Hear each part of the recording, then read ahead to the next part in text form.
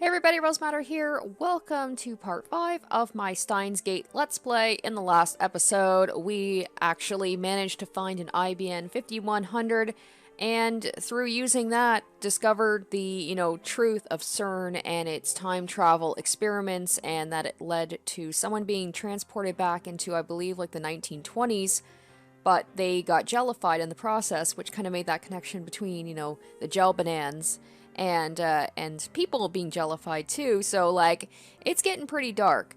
Before we get into this, I was told in the last episode when I was all upset that I couldn't, see the Faris Cup, it was because I didn't answer the phone in time during one part of the game. So I'm gonna go back to an old save because I really want to see the Faris Cup. I'm not gonna do this very often. I'm not gonna go back and change my choices a lot, but I do want to see the Faris Cup. So before we get back into the regular swing of things, we're going to check out the Faris Cup, so let's go. Here it is. Okay. Let's make sure we answer. There we go.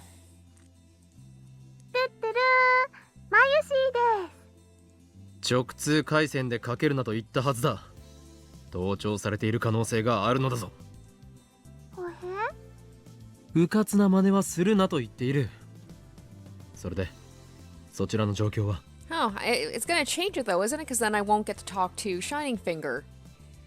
オカリン、オカリン。マユシーはオカリンが何言ってるか全くついていけないよ。要するに何の用だと言っているのだ。わかりにく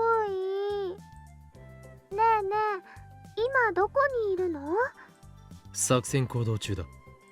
たくさん子供中？作戦行動中。IBN5100 を探し回っているのだ。そっか、そうなんだ。でも、マユシーはすごい話を聞いちゃったのです。聞きたい？有益な情報なら聞こう。じゃあ、メイクインに来て。待ってるからね。おい、電話で話せ。おい、マユリ。なぜわざわざメイクインに行かねばならんのだ。I complain, but it's less than a 10-minute walk. Whatever, I haven't had lunch, so I guess I'll eat while I'm there. There's a handwritten sign outside May Queen that says, "Today's the Faris Cup, Nyan." Well, I'm trying to figure out what that means. Okari! Mayuri trots up to me in full maid regalia. She has a convenience store bag in hand. マユシーはね、お昼休憩でコンビニに行ってたのです。Then Mayuri takes out her pocket watch, pockety. She checks the time. 休憩って言ってもね、あと5分くらいしかないんだよ。Mayuri squats next to the stairs. それはご苦労。で、すごい話とは一体なんだ？その前に、ご飯。She takes some fried chicken out of the convenience store bag as she speaks. The aroma of the chicken stirs my appetite. 一個くれ。いいよ。Oh, you're too nice, Mayuri. She skewers a piece of chicken on a toothpick and holds it out for me. はい、どうぞ。店先でよくそんな真似ができるな。メイドとしての自覚が足らんぞ。自覚？お前はここでは椎名真由里ではなく、マユシーニャンニャンなのだ。なのに店先で俺に、はい、などということをするのは、この店を訪れるすべてのご主人様たちに対する裏切り行為とみなされるだろう。あ、そっか。マユシーはあんまり深く考えてなかったよ。With that said, I take the chicken off the toothpick by hand and throw it into my mouth. Delicious. Not as good as juicy chicken number 1, though. それで、すごい話とは一体なんだ？そうそう。IBN5100 の話なの。まさか手がかりをつかんだのか。そうか、メイクインにあったんだな。これはなんという盲点だ。俺としたことが。Alright. Sorry, Mayuri, let me just check this. Part-time warrior. That's a secret. Where do you think? If you get it right, I'll take you out. Or I'll take you anywhere. Anywhere reachable by bicycle, that is. Take a guess. By the way, no hints. I can't even remember what that's in response to. Anywho. 違うよ。あるわけないよ。 Damn, don't get my hopes up like that. Mayuri has a triumphant look on her face, but I don't see where this is going at all. あのね、マユシーはさっきバイト中に IBN5100 のことを思い出して店のみんなに聞いてみたんだ。最初はマッキーちゃんに聞いたんだけど、マッキーちゃんは PC には詳しくないんだって。それにね、リサリサちゃんは PC は PC でも最近のしか知らなくって、しかもマカーだし。マユリ、さっさと要点を話せ。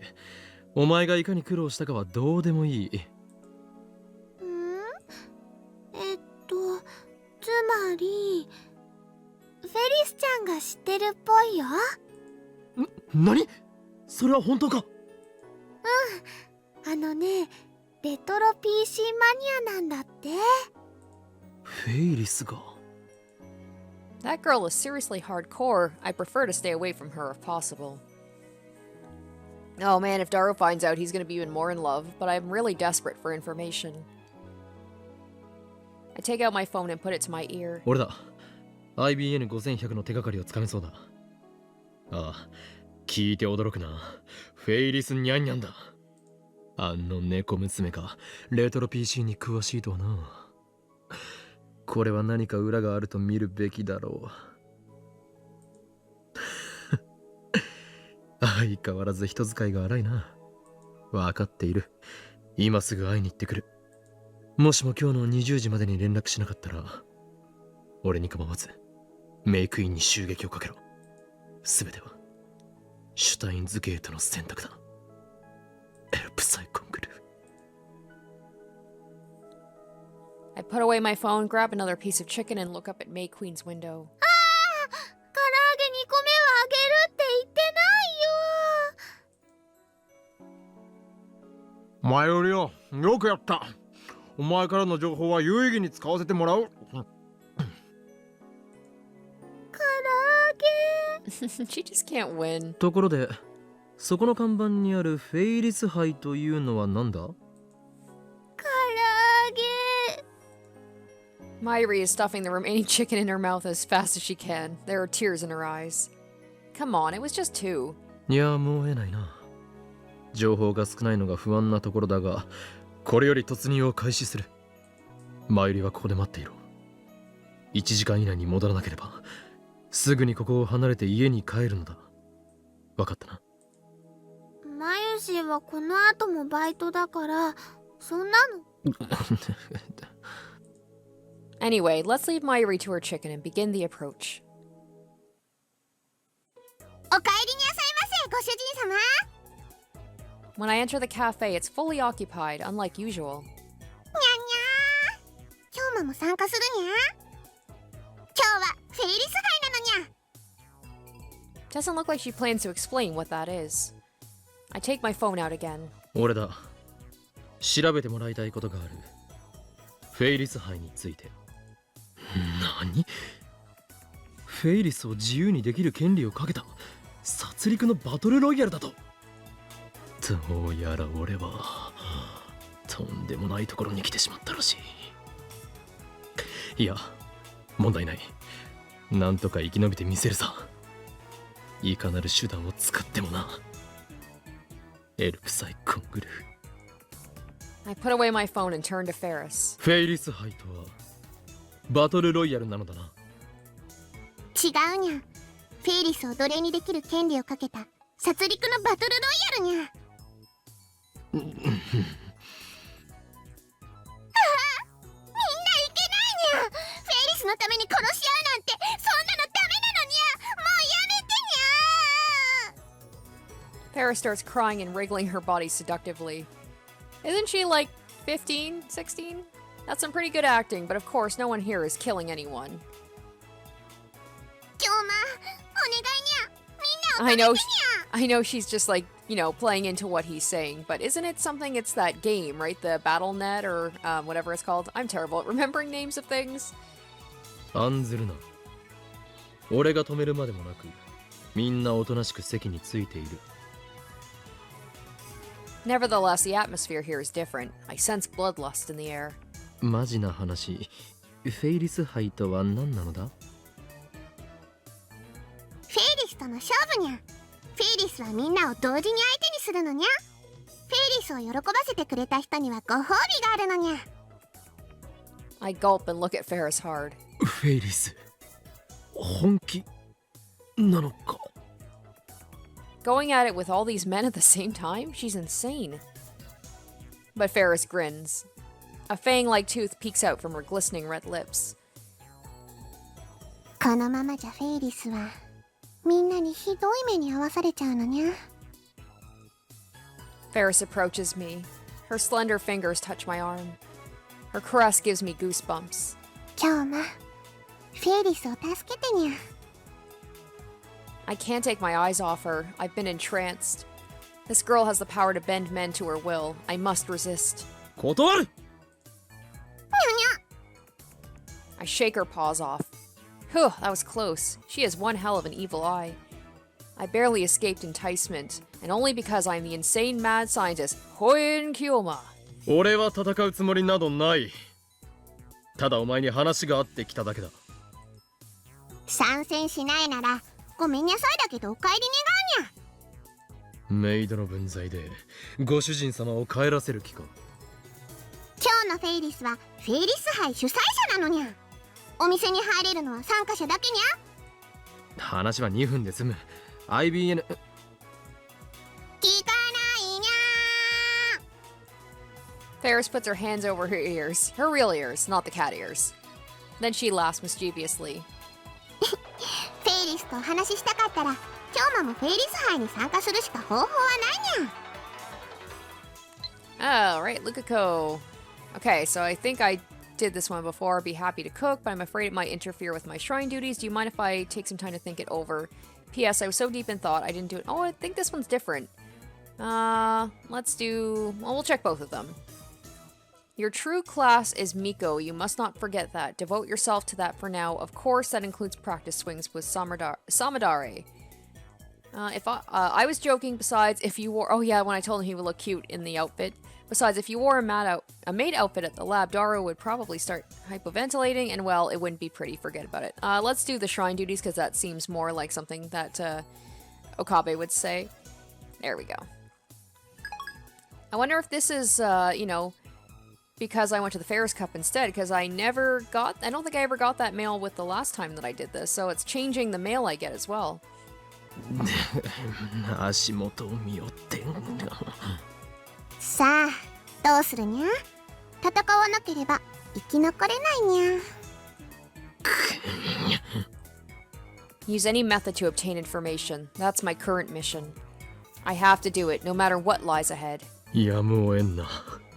その勝負受けてたと。ただし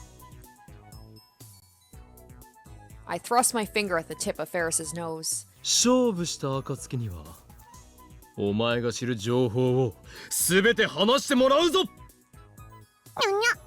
ゃにゃ、別にいいけど。じゃあご主人様ご案内にゃんにゃん。 She sticks a name tag onto my chest. The number 28 is written on it with round, girly numbers.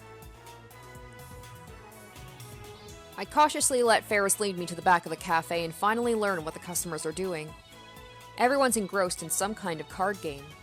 Now I remember. The other day, Faris said she was doing a RayNet Access Battlers tournament. That's the Faris Cup. If you win, you get to eat Faris's home cooking, or something like that. Huh, looks like Faris tricked me. Save me, she said. Yeah, she said. I knew she was not to be trifled with. あれオカリなんでいるん？ライネットやったことねえのに。誰？お前ここで何をしている？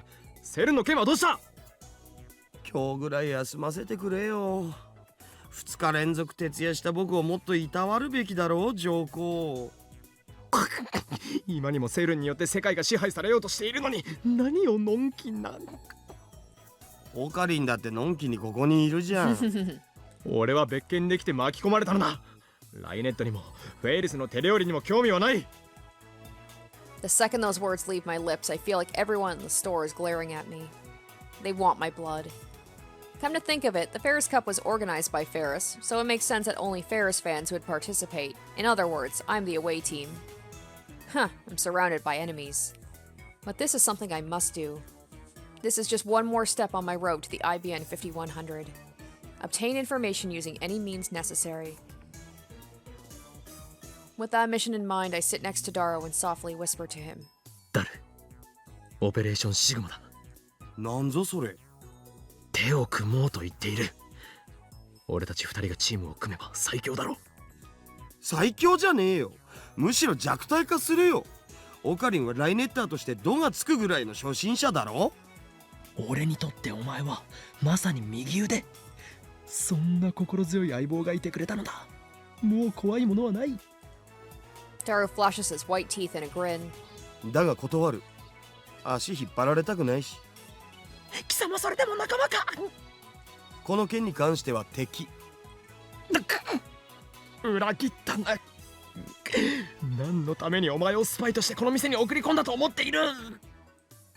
送り込まれてねえし。僕は毎日フェイリスさんのブログをチェックしてるほどの純粋かつ熱狂的なファンであって。Suddenly, the cafe's lights dim. A song starts playing. A somewhat solemn melody with sexy and powerful female vocals. I've heard this song a lot recently. Pretty sure it's the theme song to Raynet Kakaru. 皆さん、お待たせしたにゃん。ただいまよりフェイリス杯お昼の部を始めるにゃん。Faris appears in a spotlight. The previously peaceful audience instantly explodes in excitement. Everyone stands up and shouts in unison with their fists raised skyward. どうもにゃん、どうもにゃん。 I think she's got a cult. Faris responds to the shouts of joy with a wave of her hand, then clears her throat.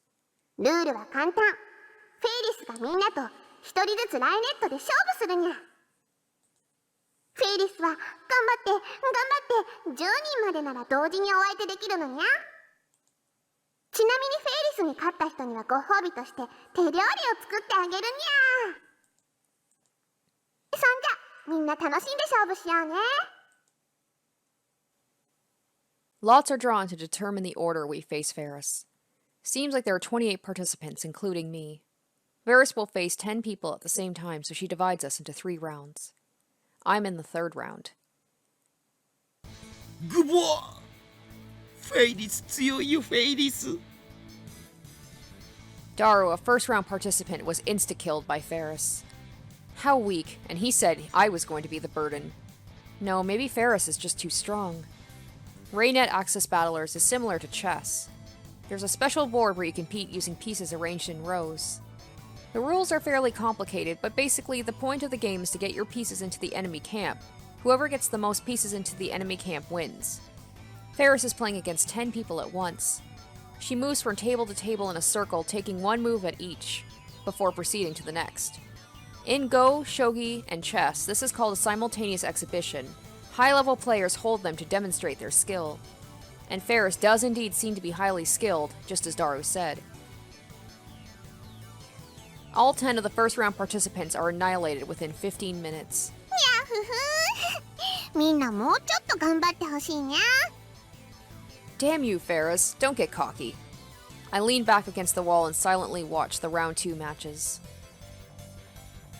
フェリスちゃん、すごく強いね。 Mayuri returns from her break with a drink in hand and whispers to me. マユシーはライネットの腕前からきしだからね。すごく羨ましいよ。強くなったらどうなるのだ。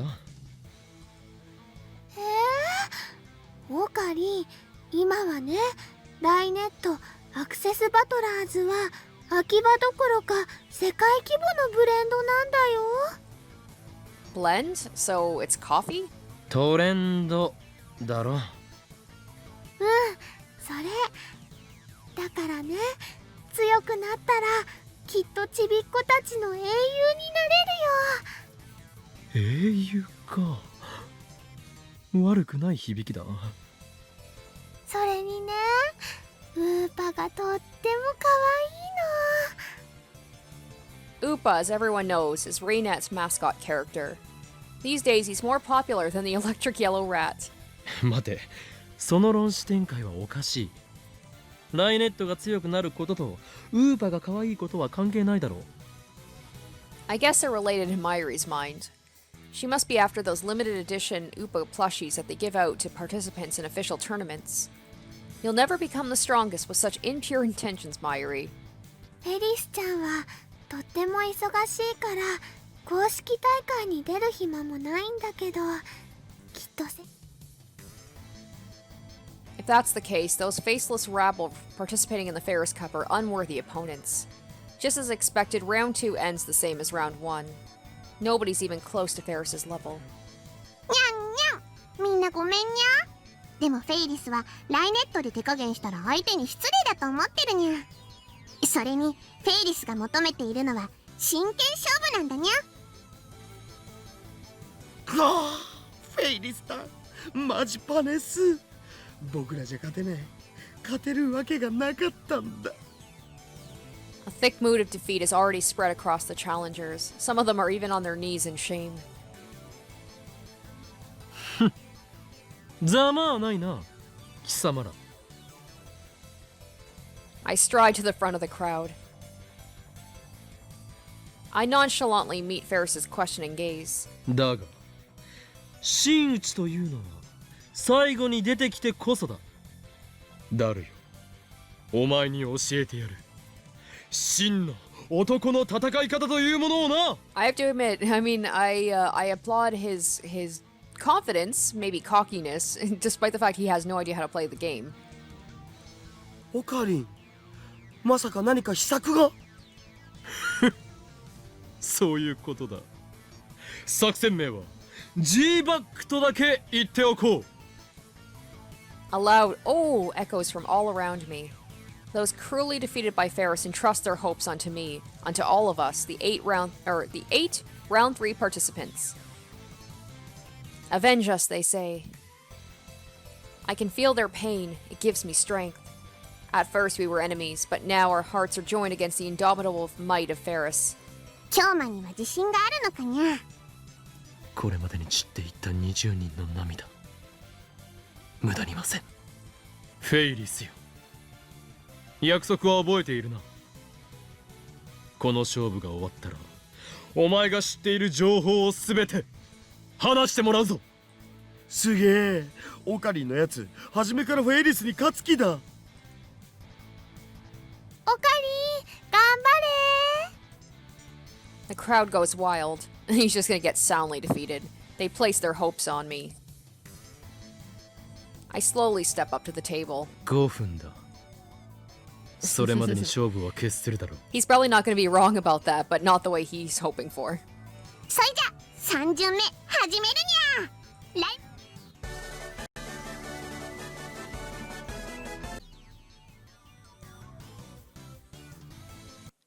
参りました。 Yep.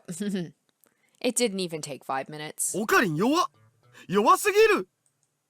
Obviously, I've never played Raynet Access Battlers before.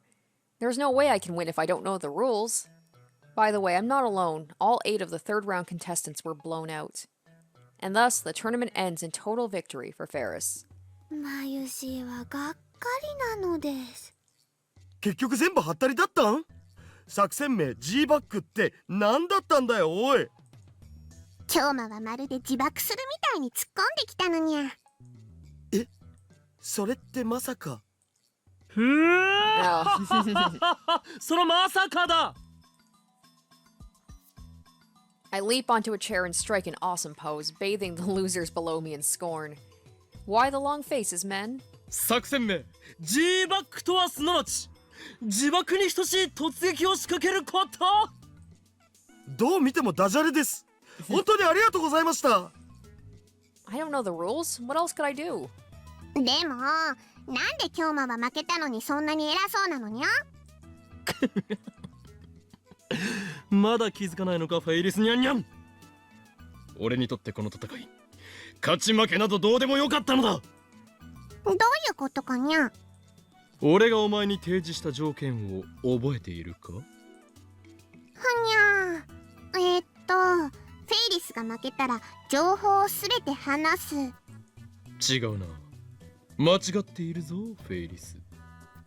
俺はこう言ったのだ。勝負した暁にはお前が知る情報を全て話してもらうと。勝負した暁にはだ。俺は一言もお前に勝ったらと。この作戦は俺だからこそできたこと。この場にいる誰もがフェイリスの手作り料理という目の前の餌に釣られ勝つことにこだわりすぎていた。だが俺は違った。フェイリスの手料理などには全く興味はなかった。そのモチベーションの差こそがこの負け前提の作戦を成功に導いたのだ。Whatever it takes to make you feel better about losing, I guess.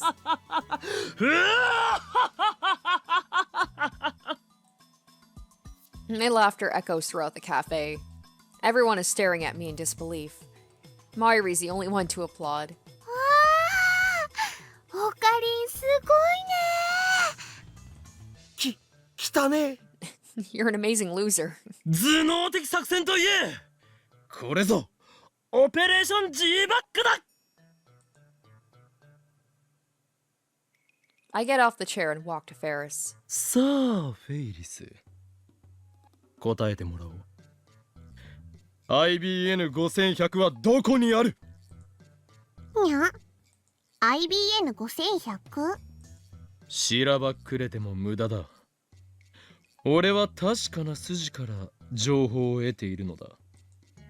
I remember that image of the IBN 5100 Shining Finger sent me. I bring it up on my phone and show it to Faris. お前が IBN5100 について知っているのは間違いない。にゃそんな小難しい名前言われてもさっぱりにゃ。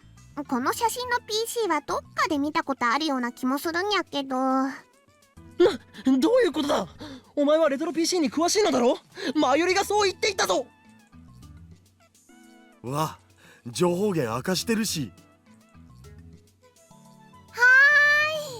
マユシーが確かな筋です。詳しくはないにゃ。うちのパパが集めてたから今も家の倉庫にたくさんしまってあるけど。つまりそこに IBN5100 が眠っているのだな。では今すぐ案内してもらおう。それは無理にゃ。なぜだ？ Faris puts on a bewitching smile. あそこはフェイリス家にとっての聖域なのにゃ。The Faris clan? 入ることができるのは猫耳を持つフェイリス家の娘で巫女の修行を積んだ者だけにゃ。つまりフェイリス以外は誰も入れないのにゃ。もし無理に入ろうとすれば犬耳が生えてしまうにゃ。そんなわけなかろうが。何が犬耳だ？ほんとなのにゃ。フェイリス嘘は言ってないのにゃ。She suddenly starts acting like a scared little cat girl. Instantly, the air is charged with malice. I find myself surrounded by 27 Faris fans, each glaring at me with bloodshot eyes. 卑怯だぞフェイリス。信者たちを味方につけたか。フェイリスは本当のことしか言ってないにゃ。 The defeated are now under Faris's complete control. They approach at a shuffle, muttering foul prayers to their cat goddess.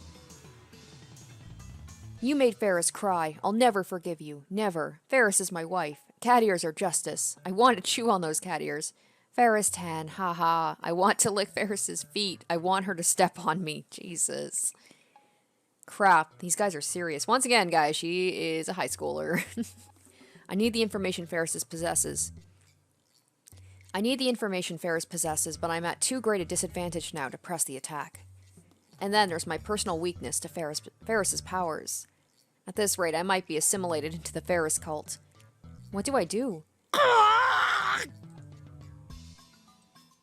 I cry out and seize my right wrist. Oh yeah, his arm.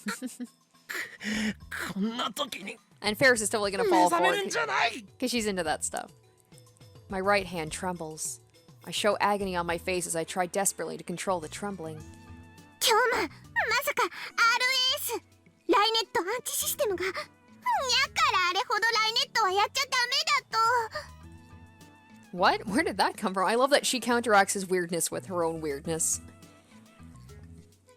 I ignore Faris and stagger towards the exit. Her worshippers let me pass. It feels as if everyone is giving me cold stares, but I don't have the time to check and make sure. I throw myself out the door and into open air. くそ結局何も収穫 The throbbing in my right arm settles as soon as I leave the cafe.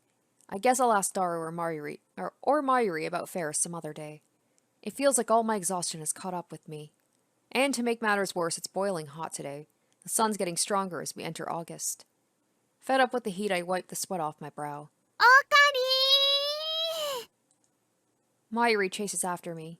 She's smiling and waving at me, but her speed is clearly faster than mine. どうしたフェイリス杯はもうお開きになったのかちょっぴり抜けてきたの。この後はね、フェリスちゃんとご歓談タイムだよ。それよりね、さっきの IBN5100 の話だけど、フェリスちゃんにもう一度写真を見せて聞いてみたんだ。いい働きだマユリどこぞの脳なしスーパーハッカーとは大違いだなそれでフェリスちゃんが言うにはね、それは小学生になるかならないかの頃だったらしいんだけどね。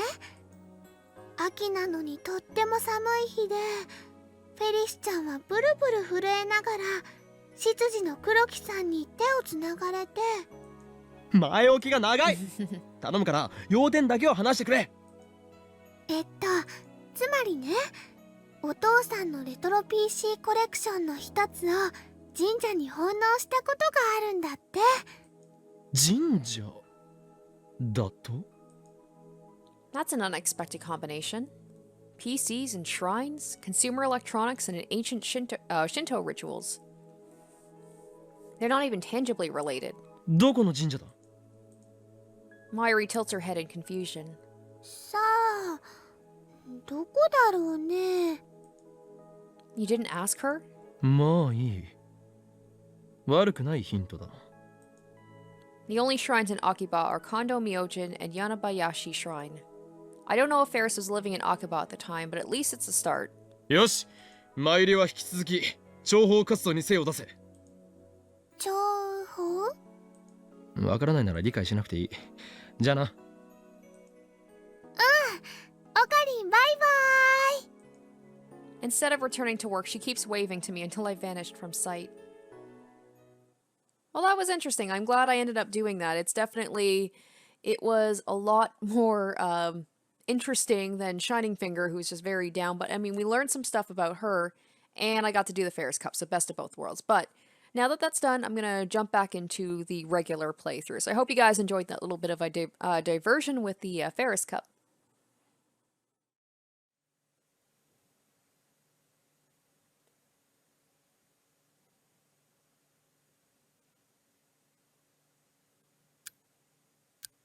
The ticking of the clock is like a hammer inside my head. It's past 2 a.m. The window is closed and the lab is silent but for the humming of the computer. We stare at the gruesome image displayed on the monitor, speechless. I was right, we're in too deep. I half expect guys in black suits and sunglasses to kick down the door and drag us off to a secret military prison. Better make sure the door is locked. What a whiplash, eh? From the Faris Cup to all of a sudden like this, stuff about, finding the dead guy in the experiment.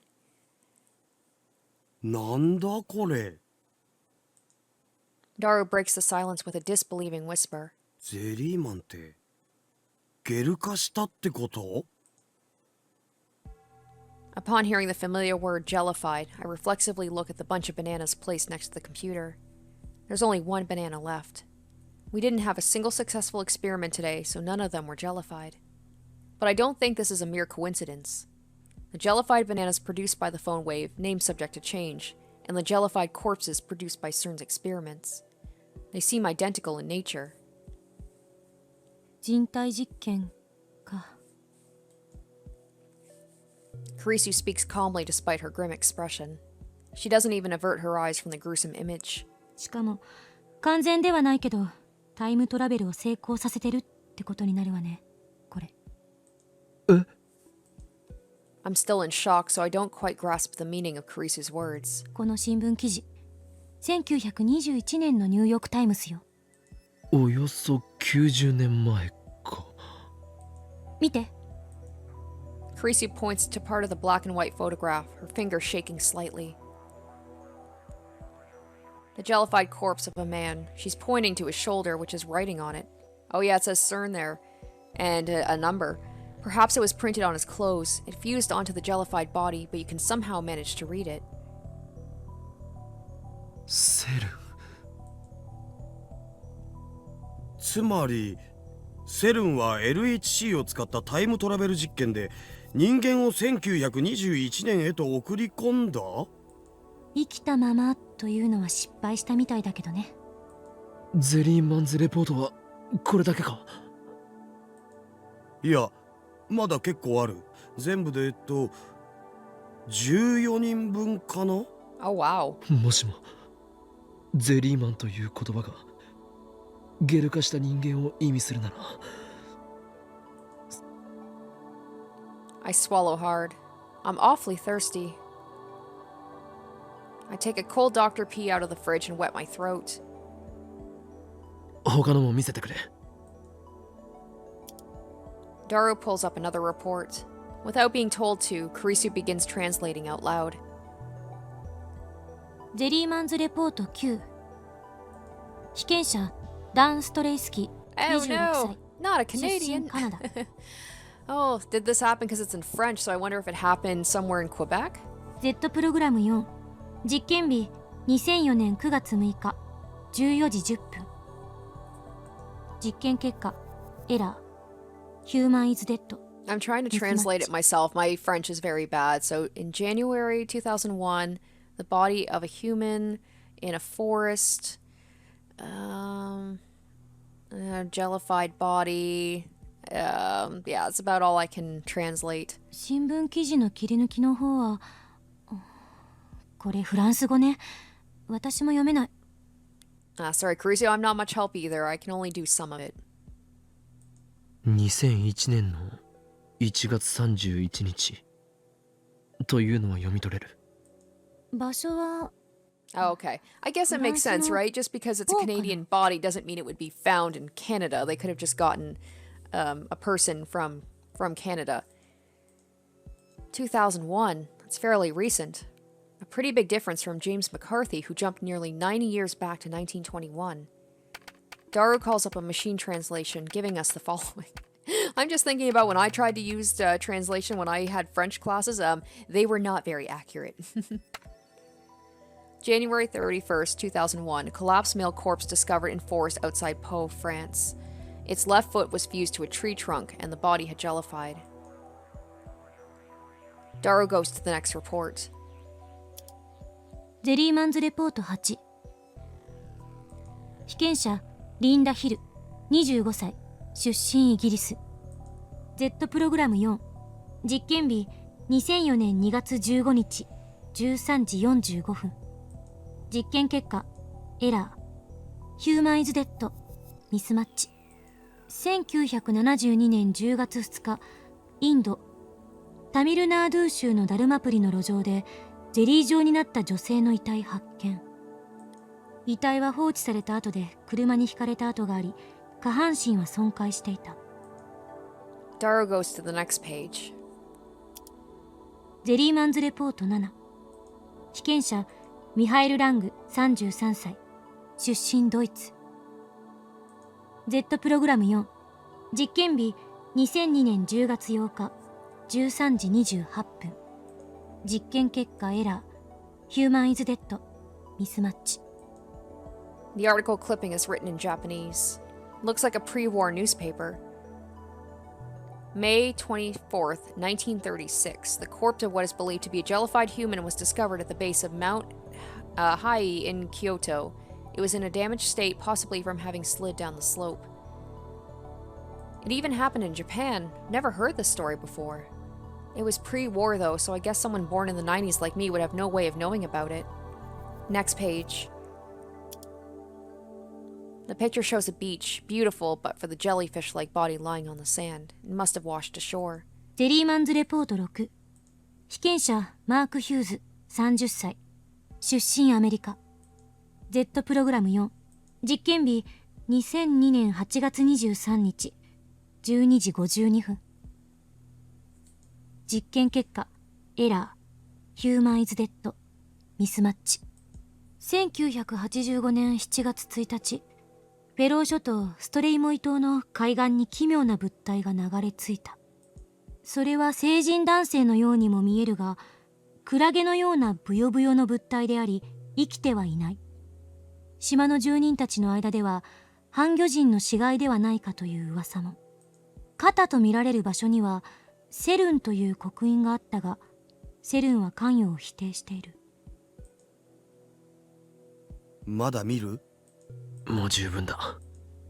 There are 14 of these people? 発見場所が世界中に散らばっている。この結果からどんな解が導き出せるのかしら。その場所へ送り込もうとしたのだろう。Like, I understand why they had to put CERN, because they need to know that it's their people if they successfully did it, but it's just leaving clues. If people know about CERN and they're finding these jellified bodies and it literally says CERN on them, it's going to be kind of hard for them to deny that they have anything to do with it. そうは思えない。無計画すぎる。カーブラックホールが得意点をどうたらってあったけど、それが原因じゃ。超重力による無限圧縮およびカーブラックホール内の得意点通過に耐えられなかったと思われる。そう書いてあった。カーブラックホールって普通のブラックホールとなんか違うん？理論上存在を予言されているブラックホールよ。中心の得意点が回転しているという特徴がある。実在 Kerr black hole. Where have I heard that term before? そうか。ジョン・タイター。Titor said his time machine used Kerr black holes. タイターはこう言っていた。2034年にセルンによってタイムマシン開発は成功したと。そしてタイター自身は2036年からやってきたと。It makes sense for Titor and CERN to be using the same time travel technology. Kurisu closes her eyes in deep thought. カーブラックホールを作るなんて、そんなのむちゃくちゃよ。下手したら地球ごと飲み込まれかねないような行為よ。そもそもカーブラックホールは仮説であって。タイターの予言は現実であり、身うつべに出ていた LHC 実験における最悪の予想図もほぼ事実になりつつあるということだ。Mewtube. Alright. A popular video sharing website. タイターの予言は知らんけど、ミューツベで問題の動画見たことある。2、3年前に話題になってたよな。Alright, another tip. Problem video, a CG mock-up of an LHC-generated mini black hole swallowing the Earth, went viral when it was uploaded to Mewtube.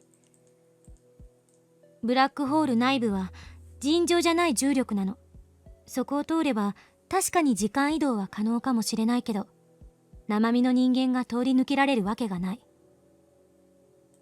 だからこそゼリーマン化しているというべきだろう。ゼリーマンどころか素粒子レベルまで分解される。それがブラックホール。議論するよりタイムマシンについての資料を漁った方が早いんじゃね？ Daro's already started pulling up new documents. I'm suddenly afraid. Is it okay to keep hacking CERN like this? Should I stop him? I'm the one who asked him to do it, but things have gotten serious now. But at the same time, irresistible curiosity wells up inside me. Time travel is becoming a reality. I want to know if it's true. I can't stop now. あった！ Z プログラムの中にタイムトラベル理論について解説してるファイルがある。ずいぶんあっさり見つかるわね。セルンにしては脇が甘すぎる。セルンが甘いんじゃなくて僕がすごいっつうか。ダルは俺のマイフェイバリットライトアームであり、スーパーハッカーだっけ？ハッカそれでクリスティーナ、なんと書いてある？ This is in English too, so I have no choice but to rely on my assistant. ちょっと読む時間をくれない？ Creasy's eyes dart left and right across the lines. Her earlier reluctance has vanished. It looks like she's as curious as I am. 嘘。これ本当にタイターって何者なのよ？何をブツブツ言っている？何が書かれているのか教えてくれ。あ、うん。なんかはめられたような気がしてならない。どういう意味だ？ I say ほ did ぼ一緒なのよ。ジョン・タイターが語った理論の内容と。I was gonna say did he actually tell her about John Titor? It's implied that she is an channeler, so maybe she also read the thing, you know, the thread about John Titor, so she knows about him. Or maybe she did some research on time travel and knows about him anyway. Except, like he said, like Okabe said, in this timeline, nobody seems to remember John Titor from when he was supposed to have shown up before. He's just, it seems like now is the first time that people are hearing about him. So I can't remember if he told her about Titor or if she saw him on @channel, but she's just, you know, not mentioning that. ざっと説明すると、LHC によって陽子を高速の 99.999991% まで加速して正面衝突させるの。そうすると10のマイナス24乗キログラムの質量を10のマイナス19乗メートルっていうとても狭い範囲に圧縮して押し込むことができる。Oh, now they're talking math now. 日本語で OK。産業で。Thank you. I'm with Aru. すごく狭い場所。すごく小さい質量。無理やりねじ込む。That explanation's too vague. その説明はエロすぎだろ、上皇。は？どこがどうエロいのよ。は？芦田の変態！そういうマキセ氏もなかなかの妄想能力の高さじゃね？一緒にすんな！ Her blushing cheeks makes her denial less than effective. アホは相手にするな、クリスティーナ。続きを。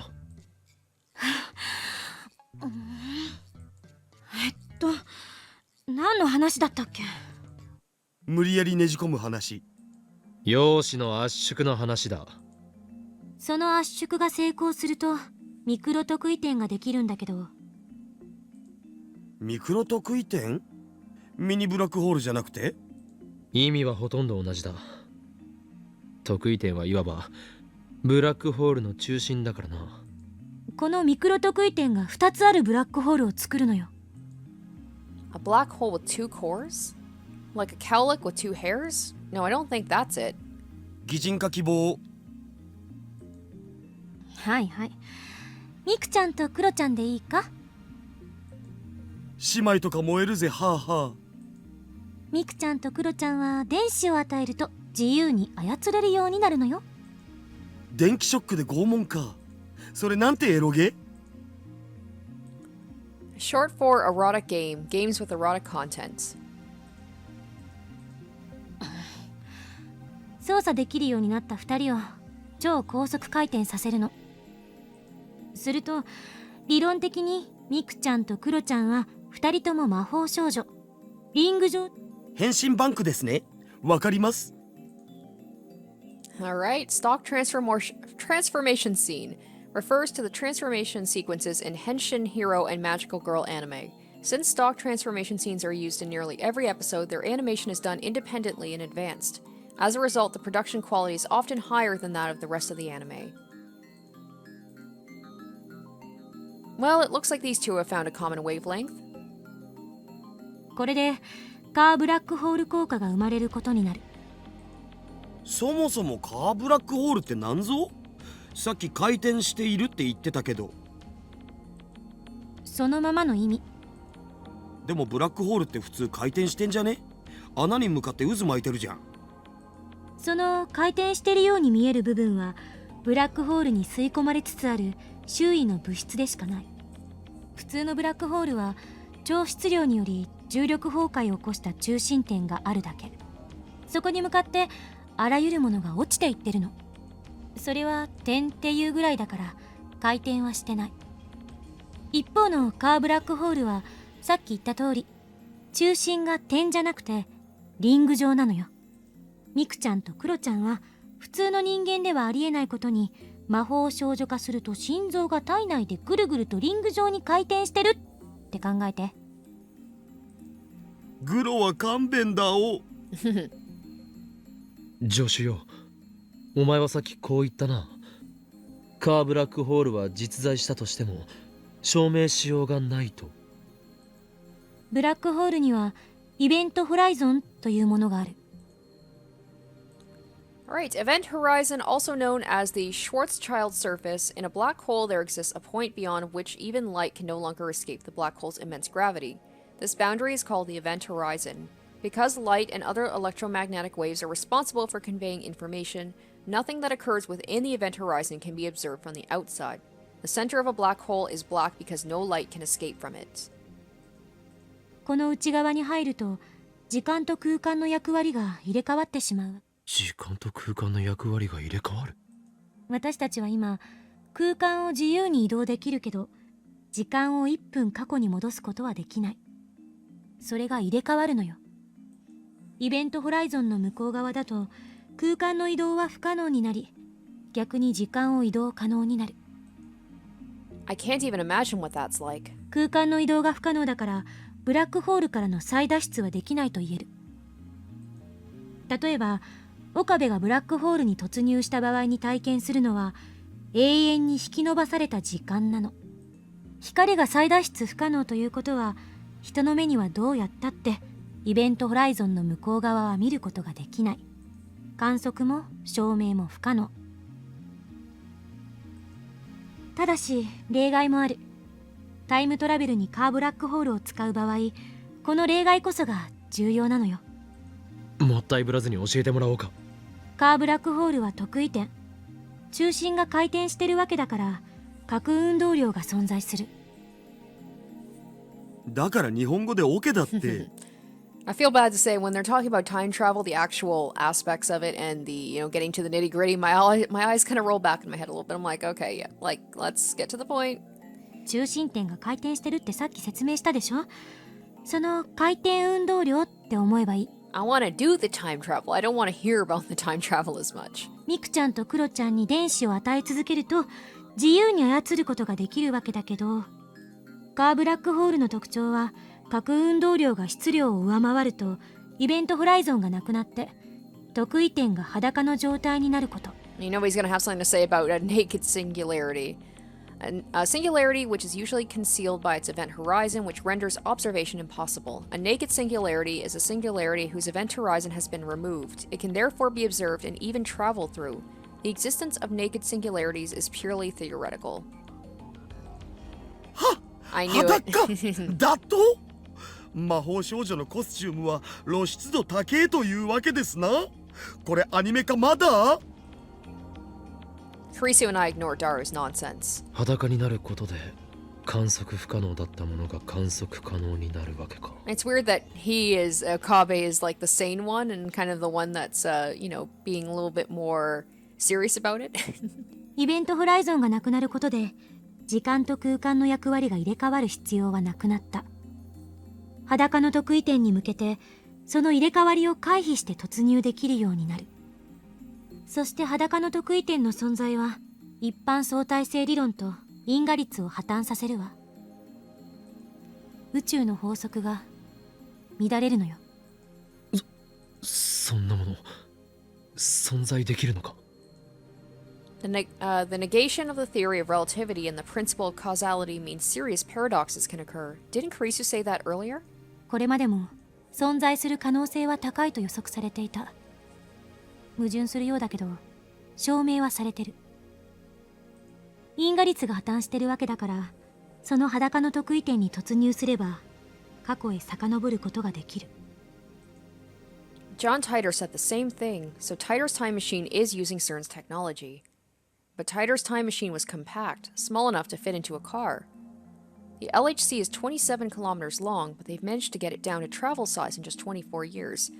So, I'm guessing that that satellite was that Titor's time machine, and then once that thing showed up, all of a sudden John Titor showed up, and all of these things are happening. わからないのは、特異点に電子を見て。 Sorry, didn't mean to skip この that. LHC の写真だけど、陽子衝突地点に妙な機器が設置されてる。リフターっていう名前で呼ばれてるみたいだけど、一体何のことだか。ダル、聞いたことは？リフター。さっきの Z プログラムにもちらっと出てきたよな。ググってみる？ Daru opens a browser window and enters lifter into a search engine. おお、ヒットしてるし。About 422,000 results. こんなに？機密でも何でもないのかな？もしかしてこれじゃないか？イオンクラフト。イオン、つまり電荷を持った原子や分子のことね。意味としては一致する。We click on a link that says Ioncraft, lifter, or Ioncraft is ions, right? It takes us to a video.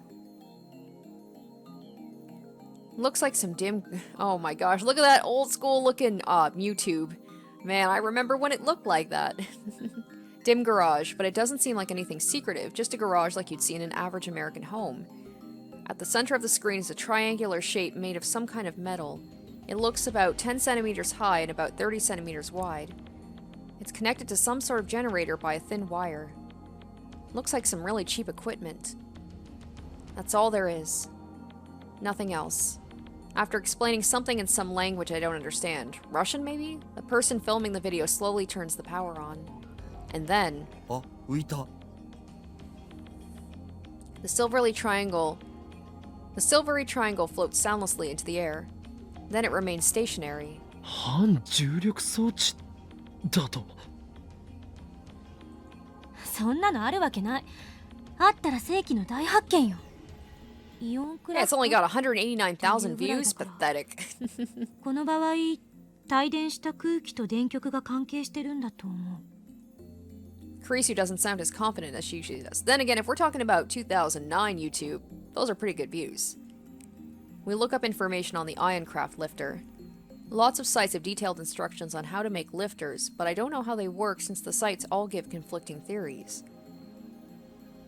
そのリフターにセルンが目をつけた。そしてタイムトラベルに必要な装置として組み込んでいる。ミクロ特異点の質量や重力場を操作できるとなれば、やはりこれは反重力装置ということだろう。まあそういう限定的条件に当てはめるなら間違いじゃないかもしれないけど。 Incredible. My curiosity is growing more by the second. でもセルンはこのリフターの調整に苦労してるみたいね。ミクロ特異点の重力調整がうまくできていない。だから完全な裸の特異点を作れていない。そのせいで被験者がゼリーマンになっていると見るべきだな。Kurisu nods. 裸の特異点が作れていないなら、つまり被験者はブラックホールに放り込まれるのと同じだから、突入するだけで凄まじい質量によって押しつぶされるに決まってる。その結果、あらゆる物質がフラクタル構造になってしまったという仮説を提示してみる。実際はどうなってるのかさっぱり。調べるだけで何ヶ月もかかりそう。 Kurisu shrugs her shoulders in resignation. リフターはまだ未完成か。 If Titor is telling the truth, then CERN won't complete their time machine for another 24 years. つまり俺たちが先に電話レンジカッコ仮を完成させればセルンを出し抜くことも可能というわけだ。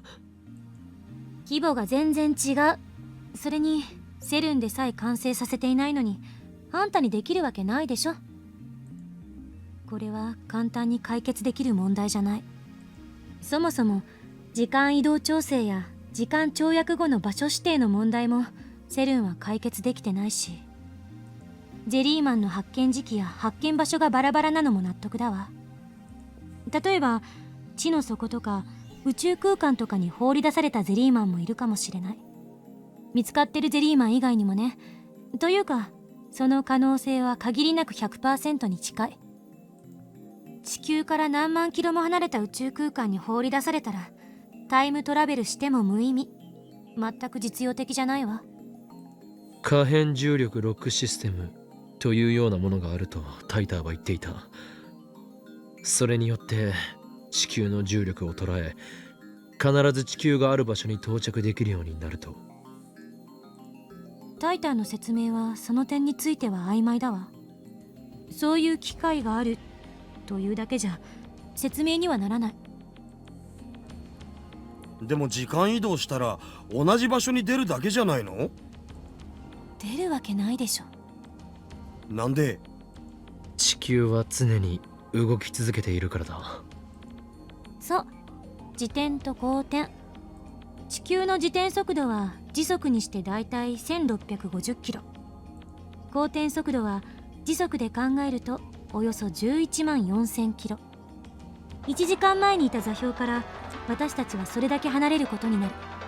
I've learned now not to ignore things when they pop up because that can change things. Oh, Faris, have you bought Phantom's debut single, nya? It's the theme song for Rainette Cockroos, so it's really popular. Faris bought 5 copies, nya. It's my duty as a Rainetter. Anyway, here's an important secret hidden in Phantasm's song. The key to unlocking it is, oops, the bell's ringing, nya. Looks like someone's here. Better see who it is. Alright, Phantasm. The band's vocalist, I feel a strong resonance from her. I'm guessing, is that the girl that's the picture that I have as my screensaver? Is this another part of Operation Stupefy Humanity? Explain. I'm aware they are said to contain directions to the sanctuary as well as prophecies regarding the end of the world. Isn't that right? I'll go with the theme song one. There. Sorry, Kurisu, I know you find it rude that I answer my phone, but now I'm extra cautious about that now. むほー、そう考えると僕たちってテラハヤス。それだけじゃない。地球を含む太陽系はミルキーウェイに属してる。ミルキーウェイは渦を巻いているところからわかる通り、諸説あるけど、だいたい1日に5000万キロぐらい地球が移動する速さでね。How can she roll up all those numbers so smoothly off her tongue? I get she's a genius, but it's hardly common knowledge. Has she been doing research on the topic? なんかもうスケールが途方もないぞな。ついでに言うと、ミルキーウェイを含む複数の銀河で銀河群が形成されているし、Yeah, さらに上のグループとして超銀河団っていうのもある。I was gonna say, it's obvious that she's been doing research into time travel, whether it is to maybe on some level she wants to prove her father was right, or she wants to disprove her father's, theories about time travel. So either way, she's very interested in it. それらの銀河群も超銀河団も動いているかもしれないわけ。そうなるとさらに飛躍的に私たちの移動距離は伸びる。いずれにせよ、ほんの1秒前に飛ぼうとするだけでも膨大な局所場指定の計算が必要になるのよ。手動じゃ無理だし、同じ場所に移動しようと思ったらスパコンで計算したって解が出るまでに何年かかるか。ならば仕方あるまい。タイターを探し出し、その可変重力システムを借りようではないか。それは明暗ね。せいぜい頑張って。この問題についてセルンはどうしようとしてるのかな。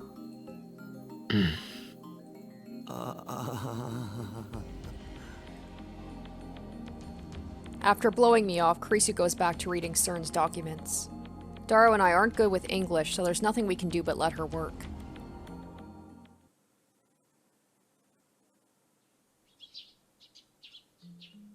Dawn breaks.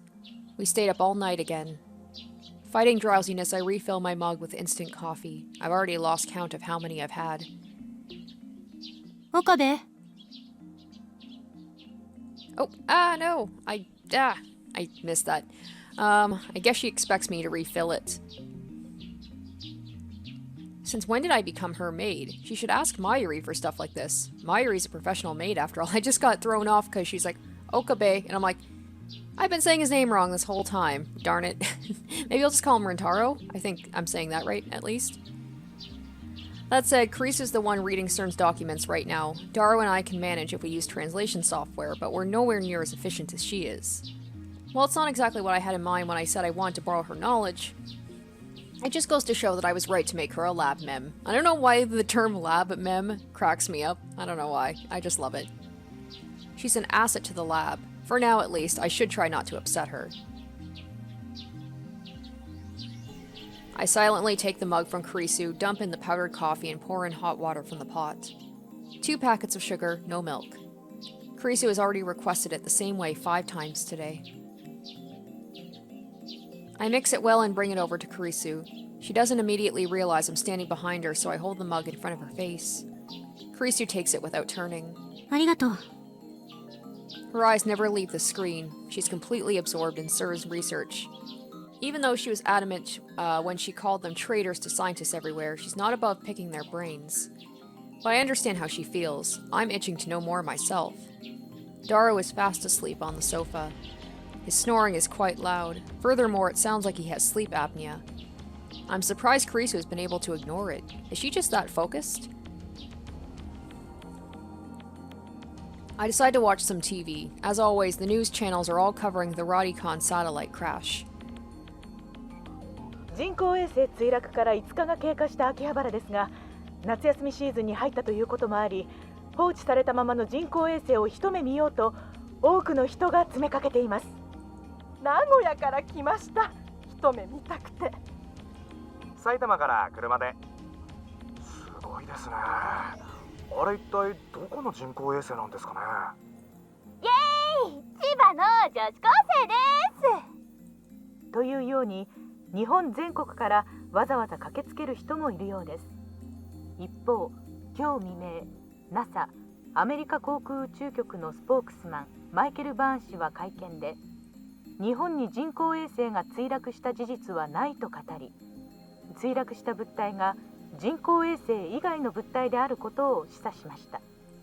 警察によりますと、墜落した人工衛星については現在調査中であり、撤去する時期のめどは立っていないとのことです。Is it really under investigation? This could be another plot by the organization. てってるー、おはよう。あれ、こんにちはかな。 Oh, the door unlocks from outside and Mayuri comes in. What am I doing? Wrong button. Part-time warrior. I'm so hungry I had to skip breakfast again today. I don't have much money on hand. Are there any good places to find insects or weeds around here? I can get by using my survival skills if I have to. Oh, weird girl. You eat insects? Hardcore. What kind of childhood did you have? I know he's probably saying that sarcastically, but I mean, anything where I can try and get some more information from the characters and, you know, learn more about them, let's do that. Alright, the door unlocks from outside and Mayuri comes in. She has a convenience store bag in hand. There are various food items inside, but it doesn't look like they're for us. She's like, she needs to get one of those things where she can lock her food inside, because they just keep taking her food. Mayuri's the most tragic character in this game. うわー、なんかね、ズズーンっていう重い空気が漂ってるよ。The three of us probably look pretty haggard since we stayed up all night. But it's hard to put on a bright smile now that I know about CERN. 空気入れ替えるね。Mayuri opens the window wide. The sky is so blue it hurts my eyes. Large clouds listlessly drift on the wind. It truly is a refreshing sight. Mayuri's appearance makes Daru get up with a grimace. Karisu also finally moves away from the computer, sipping her hot coffee while rubbing her eyes. I glance at the clock, then go to the center of the room and call for attention. いい機会だ。ラボメンが全員集合したところだし、久々に円卓会議を開こうと思う。円卓会議？なんぞそれ。ラボメンによる報告会。ミーティングだ。そんなのこれまでにやったことあったっけ？そもそも円卓なんてどこにあるのよ。実物はない。だが我らラボメンの心の中にはある。そうだろ？そうだろ？じゃなかろうが、勝手に人の心の中に変なもの持たせないで。マユシーにもあるかな？ああ、あるさ。そっか、よかった。でも円卓って何？てかなんで円卓？アーサー王？そもそも私はラボメンといっても期間限定だし。These people whine about every little thing. とにかく円卓会議だ。マイリは昨日の夜はいなかったので、ひとまず今の俺たちの置かれた状況を教えておく。I tell Myri about everything we discovered in her absence. About how CERN is making a time machine. About jellymen. About how men in black might be coming to erase us for what we know. 悪いことは良くないよって言ったのに。悪いだと？俺たちが？何をバカな。それを言うならばセルンの方がよほど悪。世界だけでは飽き足らず、時空までも手に入れようと企んでいる連中だ。同意するわ。For some reason, Kurisu backs me up. セルンのやってることは社会的にも人間的にも、そして研究者としても許されることじゃない。そうだけど。She doesn't sound convinced. I didn't want to get Myri involved, but she's surprisingly perceptive. She'll find out even if we keep it a secret, so it's better to just tell her. いずれにせよこれで我がラボとセルンとのラグナロックは避けられなくなった。A large part of me is still afraid, but we've come too far to turn back now. We can't unlearn what we know. ラグナロック？また北欧神話か。クリスティーナ、お前にはセルン調査について命じていたな。何か新たに分かったことは？命じられた覚えはないけどね。セルンがタイムトラベルにおいて抱えている問題点は2つ。1つは電子注入装置リフターの調整。これがうまく機能しないとカーブラックホールの特異点を裸にできない。この状態で特異点を通過しようとすれば、超重力によって被験者はミクロレベルまで圧縮されてしまう。当然無事ではいられないわ。それとタイムトラベル先の局所場指定ができないことが2点目。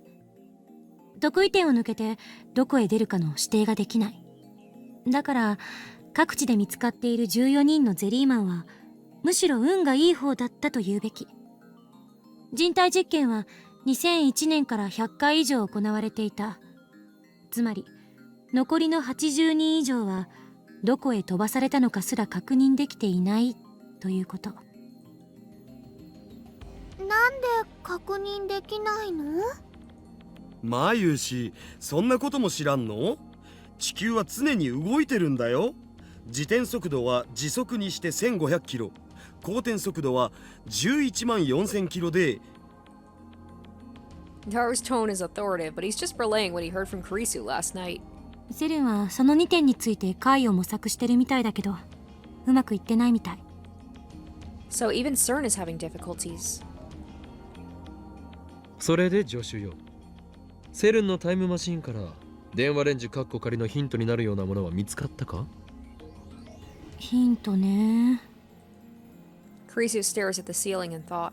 そもそも LHC は世界一巨大な電子レンジなんて異名もあるぐらいだけど。そうか。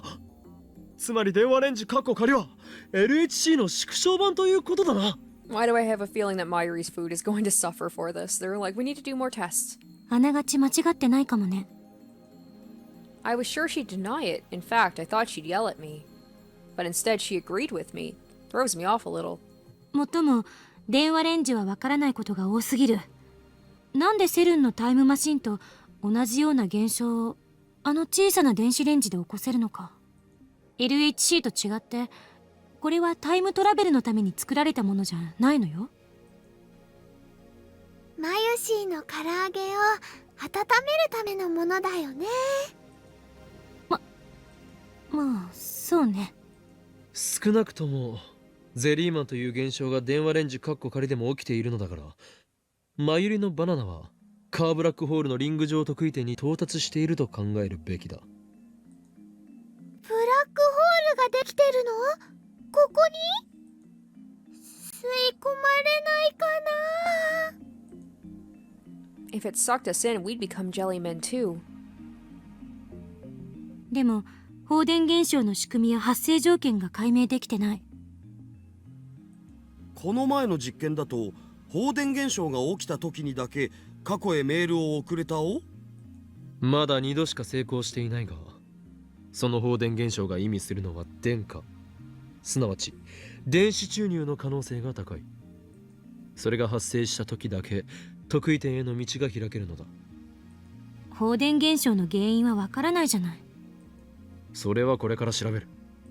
そもそも過去へ送れるメールはデジタルデータであって物体じゃないわ。そこがセルンのタイムマシンと決定的に違っている。いや、やることは同じだ。デジタルデータが得意点を通り抜けないと誰か保証したのか？人間サイズの物体を通り抜けさせるよりよほど簡単だと思うが。まあ確かに。メールって言うから混乱するんだと思うな。本物の紙飛行機にした手紙がピューンって飛んでいくイメージなんだよ、きっと。むしろ光線だろう。光デジタルデータみたいな。ところで過去へ送れるメールは言いにくいな。名前を付けようではないか。またカッコつけ？またとか言うな。この法王院教魔をバカにしているのか？どうせヘンテコな名前を付けたいんでしょ？へんってことは失敬だな。ならば発表 It's し like よう。 not denying it though. 俺はこの過去へ送れるメールという現象についてこう名付けた。その名もノスタルジアドライブ。わかりにくい。却下。貴様、助手の分際で却下できる権限があると思っているのか？じゃあ多数決する？ノスタルジアドライブに賛成の人。I actually kind of like the name Nostalgia Drive. I'm like, it's definitely not the worst name he's thought of. My hand shoots into the air, but nobody follows suit. 裏切ったな、誰マユリ。クリスちゃんの言う通りだと思うな。マユシーはそんな長い名前は覚えられません。中二病すぎだろ上皇。 Traitors. ならばお前たちには自分で考えたとっておきのネーミングがあるのだろうな。まさかやっぱり分かりやすさ重視にすべきだと思う。時間を遡っているメールなんだから、そこをメールでいいんじゃない？そこってどういう意味？ Myri is busy eating strawberry jelly. How could she eat that stuff after hearing about jellymen? 今のマユリの反応が答えだ、クリスティーナ。わかりやすい名前をつけるべきと言っておきながら、ちっともわかりやすくないではないか。それはまゆりさんがなんでもない。 She's simple. もしかして今マユリがバカだからと言おうとしたか？違うわよ。クリスちゃん、マユシーのことバカだと思ってるのかな？思ってない。全くこれっぽっちも思ってないから誤解しないで。 Somehow Krisu manages to glare at me even while soothing Myri. 時をかけるメールの一択だろう。少し表現が硬いな。 Speaking of mail, 言いにくい。 alright, you really don't want to know, laughing my ass off. Aw, man. I was hoping to get some more information from her. Everybody's so secretive about themselves. オカリンのノスタルなんとかだって十分長いじゃんか。それにこれは映画のタイトルを。ロマンがあればいいのだ、ロマンが。そんな理由で却下かよ。あ、トゥッマユシーも思いついたよ。バックトゥーザメール映画のタイトルとね、メールをくっつけてみました。 I like that name. マユシ、映画のタイトルネタはもう僕がやったって。それに意味が微妙に違ってきてると思う。When you think about the whole idea of Back to the Future, that name in itself doesn't make sense when you think about it. She probably meant mail to the future, but our emails go to the past. 意味とかじゃなくて、映画のタイトルとメールをくっつけて。いずれにせよ長い。じゃあデロリアンメールとか。もう何のメールかさっぱりわからないではないか。ねえ、こんなくだらないことに時間取ってる場合じゃないでしょ。もういっそのこと略して D メー I ルに was しな just さ about い to よ。 say, like, is the rest of this episode just going to be them arguing about what to call the mail? いや、しかしそれでは味気なさすぎるというか。味気なかろうが味気があろうがどうでもいい。I know it meant to say, I don't care if it's boring. It don't care if it's boring. I don't know why that cracks me up to think of Kurisu saying it like that. Shut down. Kurisu's influence in the lab seems to have grown significantly these past few days. じゃあ D メールに決定します。 Mayuri, finished with her jelly, proclaims in satisfaction. Wait, when did Mayuri become the moderator? で、なんで D メールみたいな現象が起きるん？リング得意点への道が開いているからだ。何度も言っているだろう。ブラックホールが発生しているのかどうかは確認できていない。単にセルンのタイムマシンと偶然似てるだけで、実は全く違う現象かもしれない。焦って結論を出すのは危険よ。何を言う。お前は自分たちでタイムマシンを作りたいとは思わないのか。そのために危険を冒してセルンにハッキングまでしたのだぞ。今語るべきは電話レンジ仮をタイムマシンとして使えるようにするにはどうしたらいいかだ。でもさ、僕たちにできると思うん？できるかどうかではない。やるのだ。何よその精神論至上主義。あんたって無能なトップの典型ね。おのれ、狂気のマッドサイエンティスト法院京馬に対して何たる言い草だ。まあそもそもオカリンは別にトップじゃないけど。いかにも俺はラボの象徴であってトップではない。象徴だかなんだか知らないけど、どうやって電話レンジをタイムマシンとして使えるようにするか、その具体的な解法を教えてよ。解放か。そうだな、一つある。放電現象が起きるか起きないかはランダムだと思っているようだが、俺には仮説があるのだ。どういうこと？ I look at my watch. It's past noon. 発生条件の再現だよ、クリスティーナ。昨日の夜いろいろ検討したはずだぞ。そして俺たちは最も単純で最も決定的な条件を見ようとしていた。すなわち発生時刻だ。あ、過去2回の放電現象が起きた時間を調べてみたんだが、それによれば俺が誰の携帯に送った時に偶然発生した最初の D メールはだいたい12時から13時の間。そして2回目、俺たち4人全員が目撃した D メールは18時頃に発生している。つまりその2つの時間帯に実験をすれば、あるいは再現が可能かもしれないのだ。早速やってみましょう。Kurisu bolts into the development room, suddenly bursting with enthusiasm. それにしてもこの助手ノリノリである。 Yeah, instead of arguing about the email name. マユシーのバナナずいぶん減ったね。 Only one banana remains untouched. Why do I have a feeling that it's not going to be for long? We got rid of the jellified bananas, and then we ate the rest. ごめんね、まゆりさん。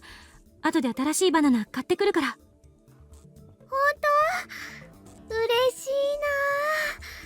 She's like, because Rentaro never does. オカリンやダルくんはね Yep. バナナ勝手に食べてもちっとも買ってきてくれないのです。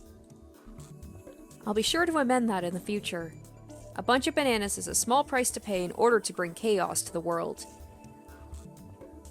Kurisu picks up the last banana off the stem, leans under the table, and places it inside the microwave. まずはジェリーマンになるか試してみる。 She tries to get up and gloriously bangs her head underneath the table. ドジっ子アピールはよせ。しとらんわ。 Kurisu gets up, blushing in embarrassment with tears in her eyes. このレンジの配置なんとかしろ。危ないしめんどくさい。床に穴が開いてしまうから無理だ。クリスちゃんクリスちゃん痛いの痛いの飛んでけ Mayuri pats the back of Kurisu's head, then sweeps her hand through the air. サンクス、まゆりさん。 Kurisu pulls herself together, types on her phone, and activates the phone wave, name subject to change. The banana inside the microwave slowly begins to spin backwards as the timer counts down. Come on, it's gonna work. Oh! Kurisu, who's peering into the microwave, suddenly shouts in surprise. The banana has vanished. Yes, there we go. Who would have thought it'd be something as simple as what time they did it at to make that difference? At the exact same moment, the banana reappears on its stem, jellified. おお、ゲルバナになったね。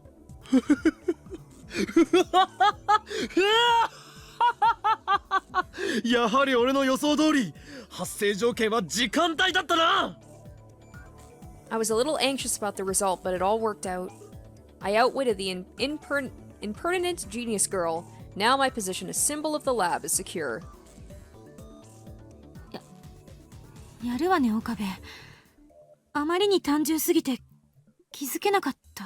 And she's like, well, sometimes it takes a simple man to figure out the simple solution. Kurisu says with a slightly sulky expression. 悔しいのか？それでも俺に3時の言葉を送る姿勢は強化してやろう。 Don't gloat, man. Don't be a sore winner. それより D メールが再現できるかについても確認。 Kurisu ignores my proud laughter and excitedly starts typing out a mail. この法音韻教魔の威厳がクリスティーナのせいでどんどん落ちていく。もともと威厳はないと思う。いいからそこの男子2人手伝って。岡部、あんたの携帯にメール送るから。 When did I become her assistant? I grind my teeth in frustration, but I do as I'm told and insert my phone into the phone wave, name subject to change a slot. ねえねえクリスちゃんなんて送るの Mayuri presses up against Kurisu and sneaks a peek at Kurisu's phone. 別に意味のある文章である必要はない。送れるかどうかを確認できさえすればいいんだから。どれどれ岡部はずアンエアへ待て、そこの助手、何を打ち込んでいる？そうね。準備いい？送るわよ。 Dario has already set the microwave's timer through the X68000. There's nothing inside, but the microwave still operates. The countdown starts from 120. This is where the timing counts. We know that we have to open the microwave door during operation, but we still don't know when to send the mail. For now, we'll do them simultaneously. Kurisu readies her finger on her phone's send button. I grasp the microwave's door handle. Mayuri seeks cover, because what happened last time. Don't blame her. The microwave timer soon indicates 70. 3、2、1、0。 Kurisu presses send, and at nearly the same instant I open the microwave door. Oh, there it is again.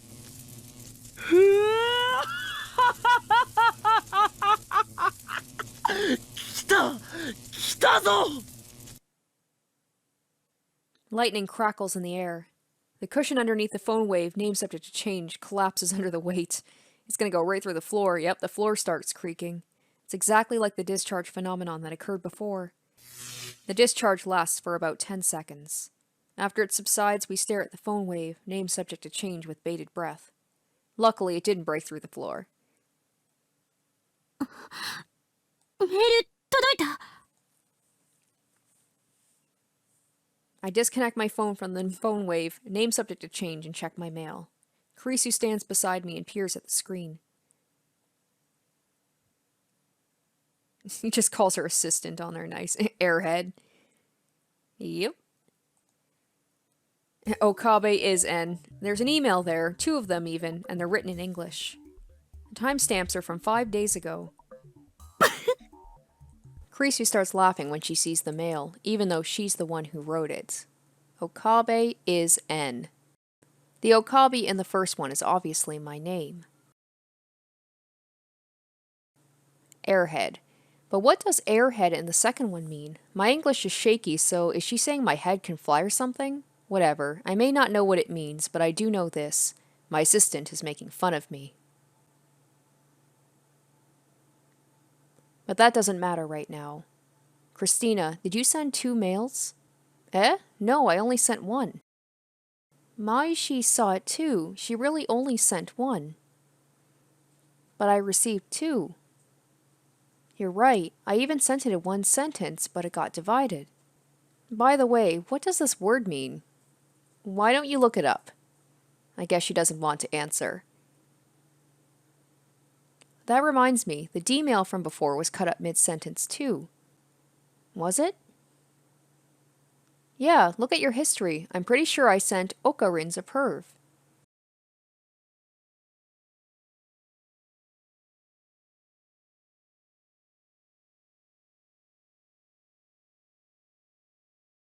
You're right, this one got split too. I wonder what's causing it. Maybe it's related to the jellymen. Maishi wants to know why it arrived 5 days ago. Good point. Didn't the last one also arrive 5 days before we sent it? Yeah, it did. Is there some kind of rule when it arrives? じゃあさ、もっとじゃんじゃん送ってみようよ。 Mayuri's right. Now that we figured out how to send emails, we should keep experimenting and collect as much data as we can. よしラボメンよ全員配信につけいまた始まった。これより D メール実験を可能な限り連続で行うダルはペケロッパにて電話レンジカッコ仮の監視調整情報収集助手はメールを打ち続けろさまざまなパターンの文章を試せ日本語英語全角半角絵文字内容は問わん I'm sure Shining Finger would be better for the job, but since she's not a lab mem, I'll leave it to Kurisu. マユシーは Buy more bananas. マユリには買い出しを命じるとりあえずバナナを買ってきてくれ金はこの法院教魔が出す That's all she brings to the table is bananas. あー、オカリン太っ腹だね。じゃあ岡部はレンジのドアの開け閉めね。うひょー刺身にタンポポの花を乗せる仕事並みの単純作業じゃねいや上司の判断は的確だおそらく D メール製品の鍵はレンジのドアを開けるタイミングにかかっているあ、いや冗談で言ったんだけど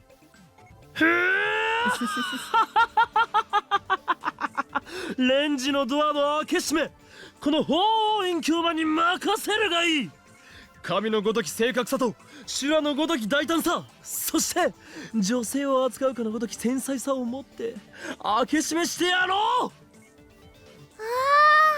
あー、オカリンエッチなお本作戦はトップシークレットである誰にも漏らしてはならないいいな Mayuri nods. The others are ignoring me. では作戦名を発表する作戦名とかいらないから始めましょう。なんだと You ruined my climactic scene. Damn you, assistant. This is an outrage.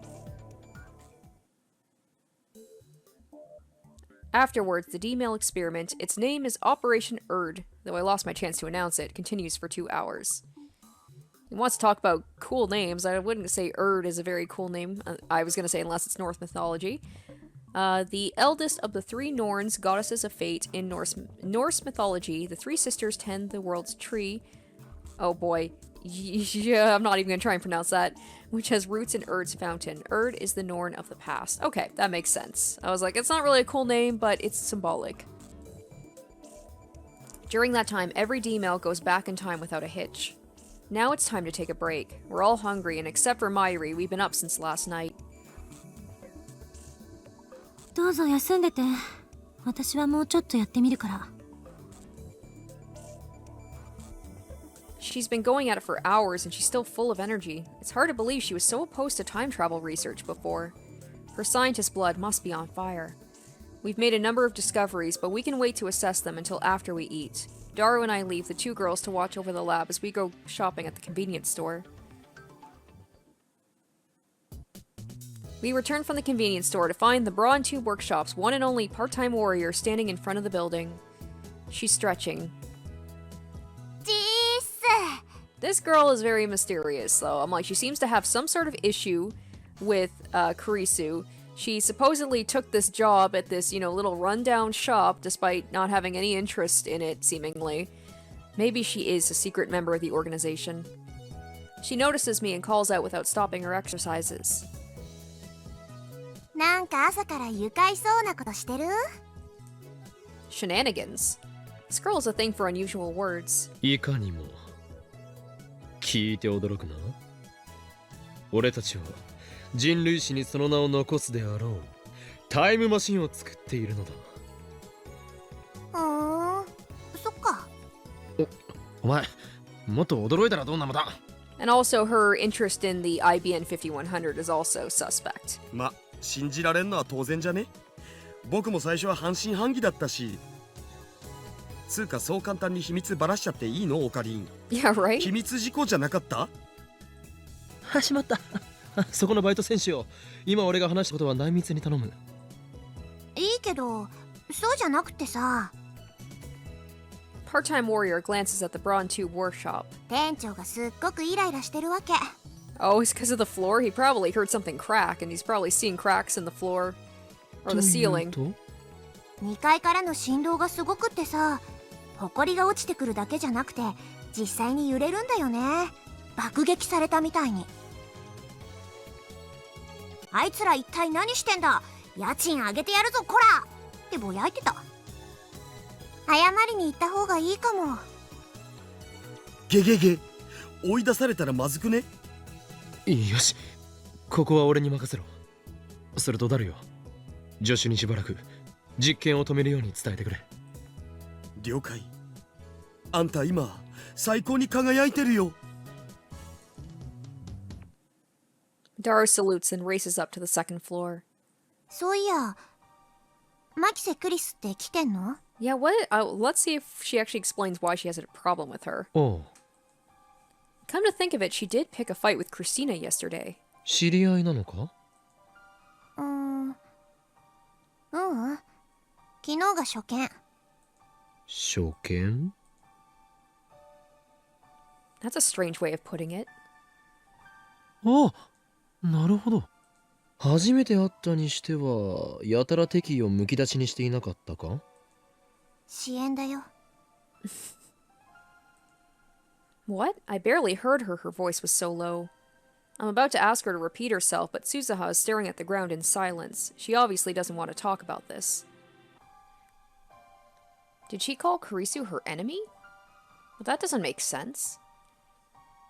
お、個人的な恨みがあるということか。しかし初めて会ったのに？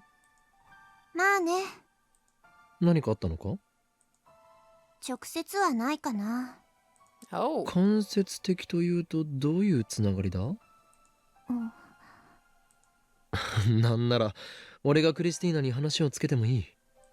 別にいいって。もしかして単なる逆恨みだったりするのか？もうしつこい。I was gonna say, Rintaro sounded surprisingly level-headed there, like he was actually making sense. She hits me with a glare. 岡部倫太郎さ、私のことより店長に謝りに行かなくていいの？ Actually, I'm getting cold feet. But I am Hoyen Kyoma, the mad scientist who brings chaos to the world. I can't falter now. I steel myself and enter the Braun tube warp shop. Part-time warrior follows me inside.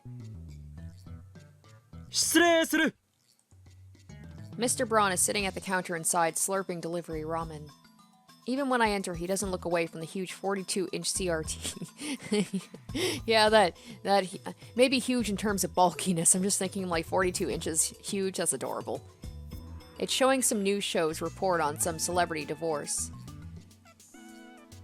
Part-time warrior doesn't say anything. She's just going to stand there and watch him rip me a new one.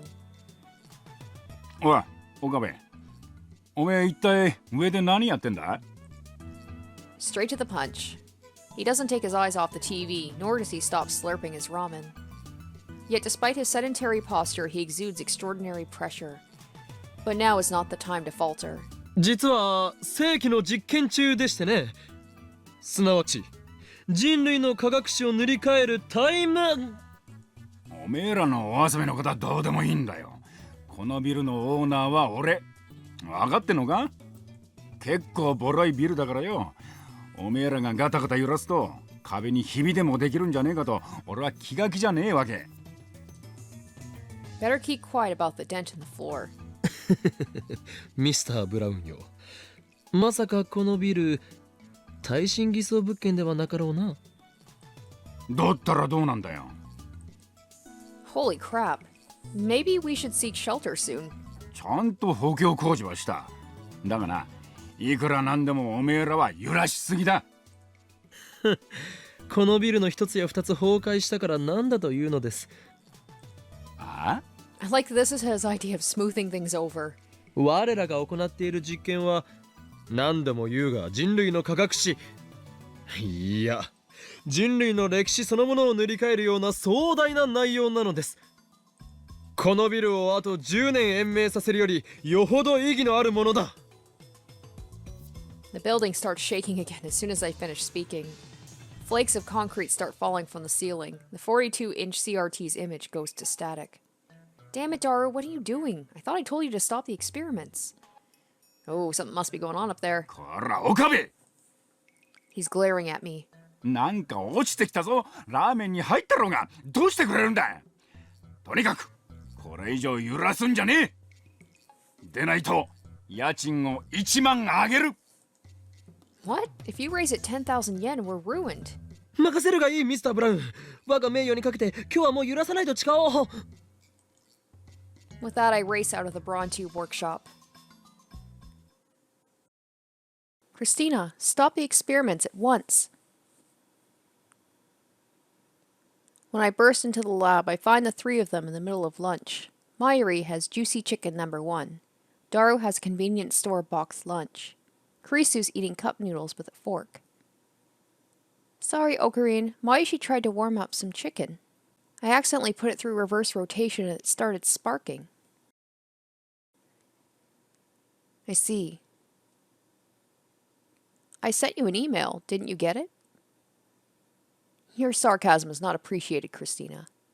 You know as well as I do my phone is still attached to the phone wave, name subject to change. I disconnect my phone from the phone wave, name subject to change, while grinding my teeth.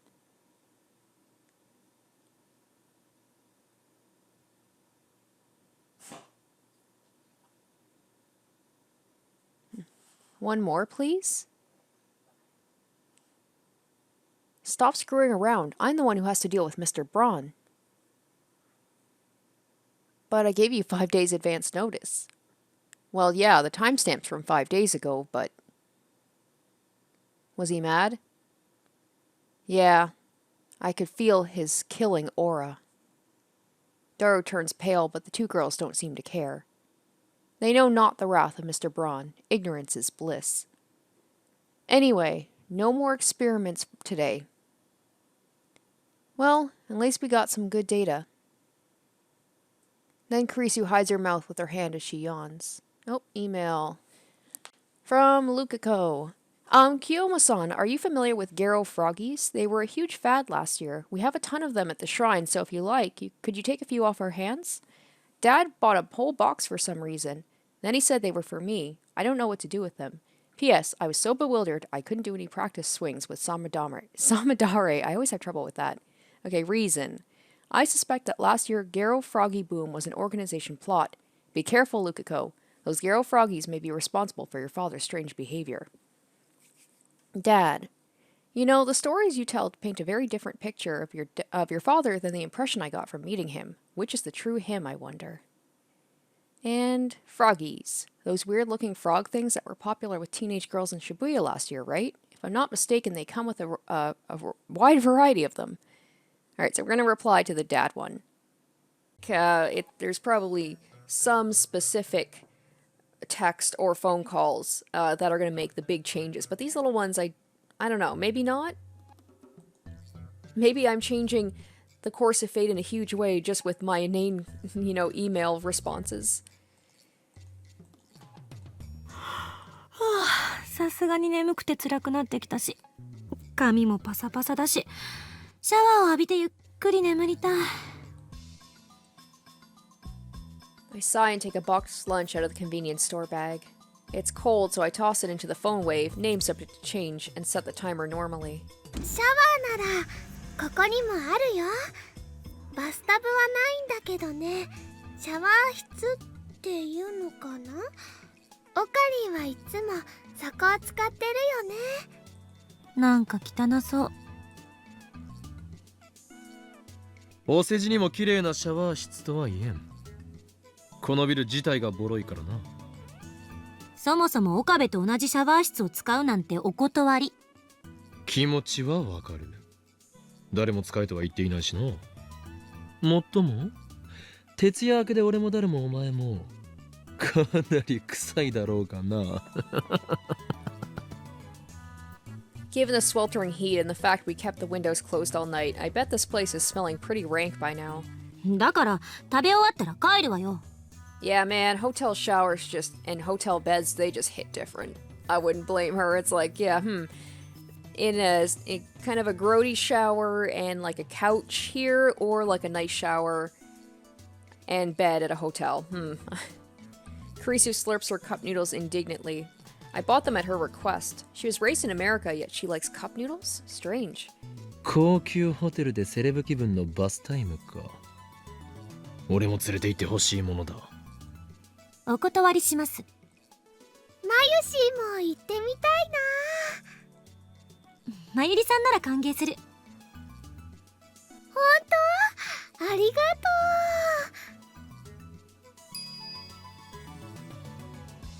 I take my warm food out of the microwave, take a fresh bottle of Dr. P out of the fridge, and join in on lunch.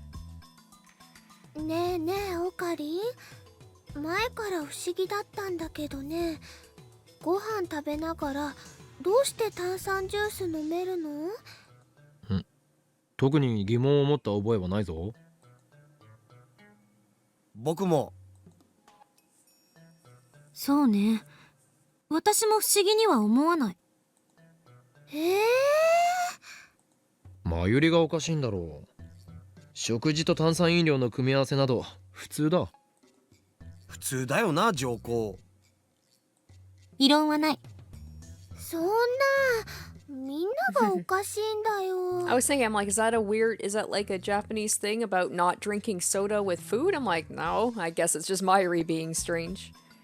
Well, I'm a pure Docparian. Daru loves cola like a typical fat otaku, and Kurisu lives in America, home of soda. Oh, so maybe it is? Maybe soda's not like a super... Anyway.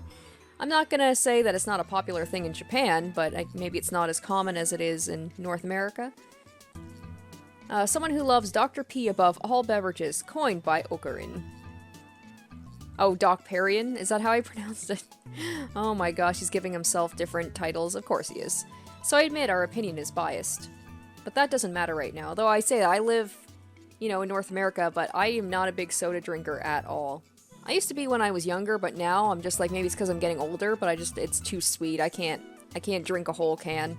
さて、オペレーションウルドの実験成果についてこの場で検討してみようか。オペレーションウルドって？そういえば昨日はどこぞの助手のせいで作戦面を披露できなかったのだったな。昨日夜から今日にかけて行われた D メールの連続送信実験、それが実験の成果はあった。 She interrupts me again. D メールについて少なくとも何ができるのかは分かったから。Kurisu places her empty noodle cup on the table, then retrieves the whiteboard from the development room.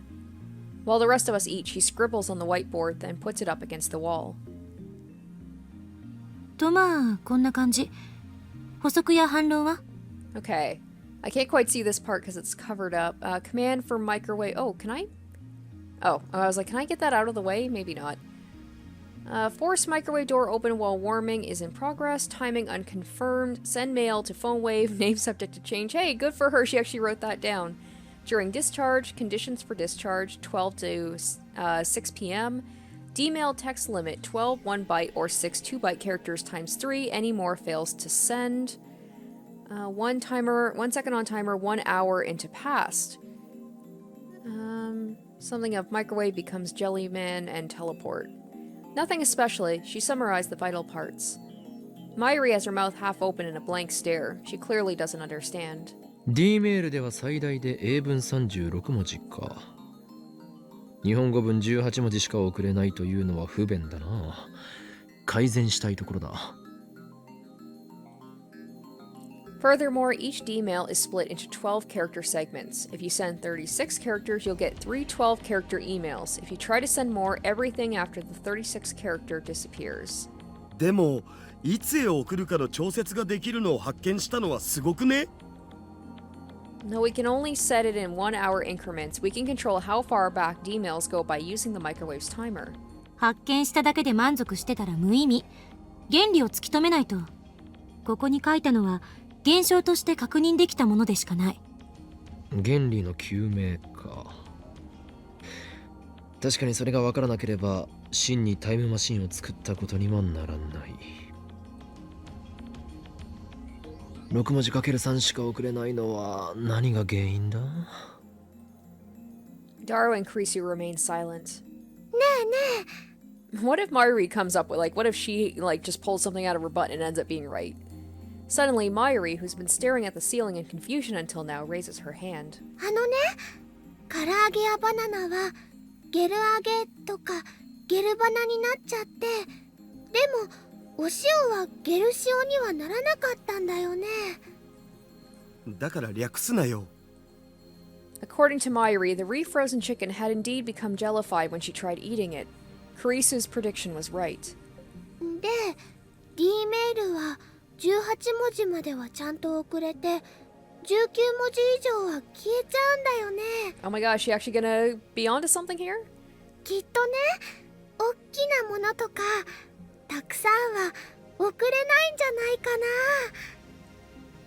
あ、もしかしてそのカーブラックホールね。カーブブラックホールが、だからカーブラックホール。ブラックホールの穴がきっついんだよ。まゆし、 Oh 今の no. 言葉も I う一度 knew 言おう。 it. I knew as 穴 soon っ as て she と said ころ it. から。穴がきっついの。これはけしからん。言わせているんじゃないや、ホダル。Mayuri has flowers for brains, so she's easy prey for Daru's perversions. It drives me crazy. 穴がきついか。あながち間違ってないかも。おそらくセルンのタイムマシンと同じ原因ね。リフターの調整がうまくできてないから完全には得意点を裸にできず、そのせいで送れる容量が限定される。唐揚げやバナナはともかく全角6文字半角12文字のデータっつうと容量は12バイトだね。 English characters are half width, so they only use 1 byte, but full width Japanese characters use 2. バイト？キロバイトじゃなくて？おーっと、マキセ氏はメカに弱いタイプと見た。そうなのか、ジョッシュ。うるさいな。バイトなんて単位は最近見ないから確認しただけよ。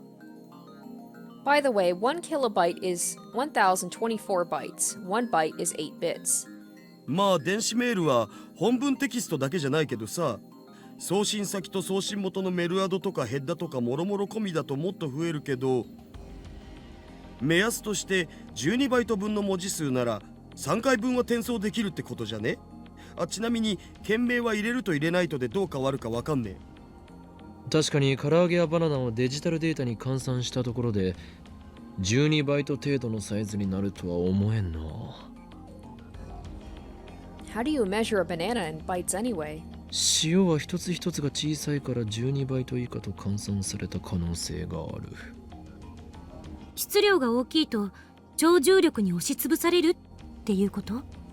質量ではないかもしれん。データには重さはない。いずれにせよ、得意点を裸にできていない時点でイベントホライゾンを通過せざるを得なくなる。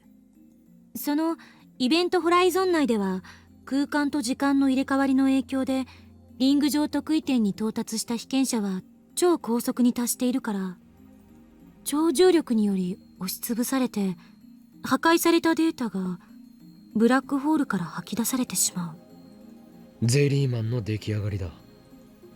でも質量が小さければ通り抜けられるとも思えない。どっちにしろ超重力の中を抜けないといけないのよ。穴がきついのならば注入する電子を増やせばいい。そんな簡単な問題とは思えない。セルンだってその方法は試したはず。なのに実験開始から9年経っても解決できていない。単純に電子の量を増やせばいいってわけでもないのよ。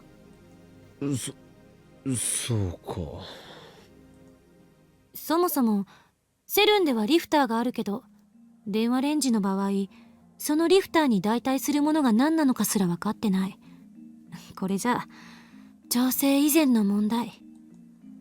She has a point. リフターに変わるものが何なのか、それは不明だが、少なくともその代替物の効果によりリング得意点に36バイトプラスアルファまでは通り抜け可能な道が作られているのは確かだ。よくわかんないよ。Mayuri, finished with her chicken, looks at us in confusion. I'm the Mayuri of the group. I'm just like, yeah, a lot of things you guys are talking about, but it's I get in the general gist of it. リング上得意点の入り口である内側のイベントホライゾンを魔王城の門に例えればいい。魔王城？ Hundreds of soldiers attack the heavily fortified Demon Lord's castle gate. There we go, now he's speaking my language. Now I might be able to understand it better. The soldiers can use the magic called Lifter to force the castle gate open, but they can only keep it open for a moment before it closes. During that moment, only 12 soldiers can break through. The soldiers can only use Lifter magic 3 times. The 36 soldiers who make it through the gate return triumphantly as the heroes who slew the Demon Lord. But the soldiers who are left behind are imprisoned by the Demon Lord's minions. They're taken to the castle's prison cells and turned into slimes. The heroes save them after defeating the Demon Lord, but unfortunately, they go home as slimes. スライムになって帰ってきた騎士さんたちがゼリーマンなんだね。And now she's like, I understand perfectly. だが例外もある。The soldiers can combine into a super soldier with the strength and size of 100 ordinary soldiers. The super soldier has the power to defeat the Demon Lord alone, but since his body is too big, he can't pass through the gate even when it's opened by Lifter. And so deprived of his magic's effectiveness, the weakened super soldier is seized by the Demon Lord's underlings and sent home in defeat as a giant slime. なんだその無茶な設定。図体が大きすぎてはダメだという例えだ。なるほど、すごくわかりやすかったよ。そう？オカリンの例えはともかく、これでゼリーマンの件は解明できたんじゃね？すべてマユリのヒントのおかげだな。マユシーは役に立ったかな？ああ、いいひらめきだったぞマユリ。よかった。でもまだ仮説よ。それが証明されたわけじゃない。証明ってどうやんの？セルンと同じように人体実験するん？岡部と橋田さんが被験者として志願してくれるなら喜んで実験してあげるけど。人体実験ってなんか響きがやばいよね。性的な意味で。だが断る。僕はされる方よりせっかくだからする方を選びたい。右に同じ。いや、性的な意味でという部分は同意しないが。バカども。Kurisu gives us a cold stare and shrugs her shoulders in exasperation. 何度も言うけど、問題はあの電話レンジのどこにリフターに代替する機能があるのかっていうこと。それともう一つ、なぜ時間帯によって放電現象やゼリーマン化が起きたり起きなかったりするのかだ。わからないことはあるけど D メールのやり方についてはもう完璧ってことで。ファイナルアンサー？ Abbreviation as FA in Japanese, used in the question is that your final answer, internet slang, originates from a popular quiz show with contestants who want to be millionaires. 過去にメールを送れるってすごいことだよね。人が直接過去へ飛べるわけじゃないからタイムマシンって感じはしないけどな。それをやろうとしてセルンほどの研究機関が失敗し続けている。タイターの予言によると完成まであと24年かかるんだっけ？ I answered Kurisu's sarcastic question with a nod. 確かに今の俺たちでは物理的なタイムマシンは無理かもしれんな。セルンに比べて金も施設も足りない。I was gonna say they can't really cram someone into that microwave, so. しかし俺たちはそれでもタイムトラベルを実現させた。データを過去へと送ったのだ。この電話レンジはもっとちゃんと検証するべきね。何が起きてるのか把握しないと。 D メールをもっといろいろ面白いことに使いたいよな。気持ちはわかるが今日は無理だ。もしまたビルを揺らしたらミスター・ブラウンから最後通告を出されるだろう。 He'll raise the rent or kick us out of the lab. 詳細な検証は明日以降に行う。だがこれだけは宣言させてくれ。 I step onto the couch and look at each lab mem in turn. 靴脱がなきゃ汚れちゃうよ。I just love they shut him down every time he tries to do something cool. 本日今日って何日？ 8月2日。2010年8月2日は人類史にとって永遠に記憶に残る日となるであろう。なぜなら今日この日我ら未来ガジェット研究所は人類史上初のタイムマシン開発に成功したからである。人類史上初じゃなくね？セルに先越されてたし。そもそも開発したとは言えない。偶然使えるようになっただけ。助手はセレンディピティという言葉を知らないらしいな。ペニシリンに X 線にダイナマイト、その他多くの偉大な発明は偶然から生まれたのだぞ。 Alright, we got a couple things to look at here. Alright, dynamite, a nitroglycerin-based explosion invented by Alfred Nobel in 1866. Oh, I want to hear the story of why it was accidentally, rather than, I know what dynamite is. I have a general idea of what X-ray and penicillin are. A type of electromagnetic wave discovered by Willem Röntgen in 1895, famous for its applications in medicine. Penicillin, the world's first antibiotic, discovered in 1929. Yeah, it would have been nice to, actually get kind of the history of why, how was it discovered, but anyway. それはそうだけど。でもクリスちゃんってタイムマシンなんてないやーいってこの前は言ってたよ。今はあるって認めてるんだね。今のところは認めざるを得ないってだけ。原理を究明していけば、もしかしたらタイムマシンとは似ても似つかないまがいものかもしれない。けっ、どいつもこいつも俺の堂々たる宣言に敬意すら払わんとは。人類史上初の、いや史上2番目かもしれないがタイムマシン開発の栄誉。この俺が独り占めしても後で文句を言わないことだな。今日の第66回円卓会議は以上だ。解散。今のって円卓会議だったん？知らんかった。しかも66回って。円卓だろうがなんだろうがどうでもいいわ。Kurisu gets up from her chair and stretches. 帰ってシャワー浴びて寝る。マユシーはもうすぐバイトなのです。I'm incredibly tired too. Let's just sleep today. But when I lie down, I find myself unable to sleep, though part of me is still frightened by the dark secrets we've uncovered. The curiosity and excitement are too much to bear. We've built a machine that can send emails to the past. It's like a dream, but it's real, and it's ours.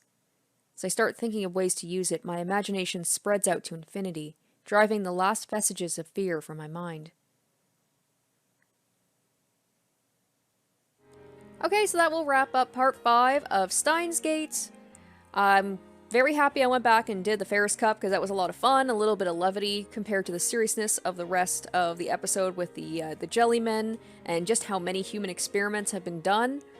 Getting a little bit more information about the phone wave, how it works, and, you know, it's kind of a bummer that we won't be able to send people back in time with the phone wave. Makes sense because it's a microwave, but the thing with the text messages and how it can change fate, I'm wondering when that's really going to start to happen. We've already seen it a little bit, knowing that answering the, the phone and the emails, they have some contribution to how things change, but when are those big changes going to be happening? That's what I'm excited to find out.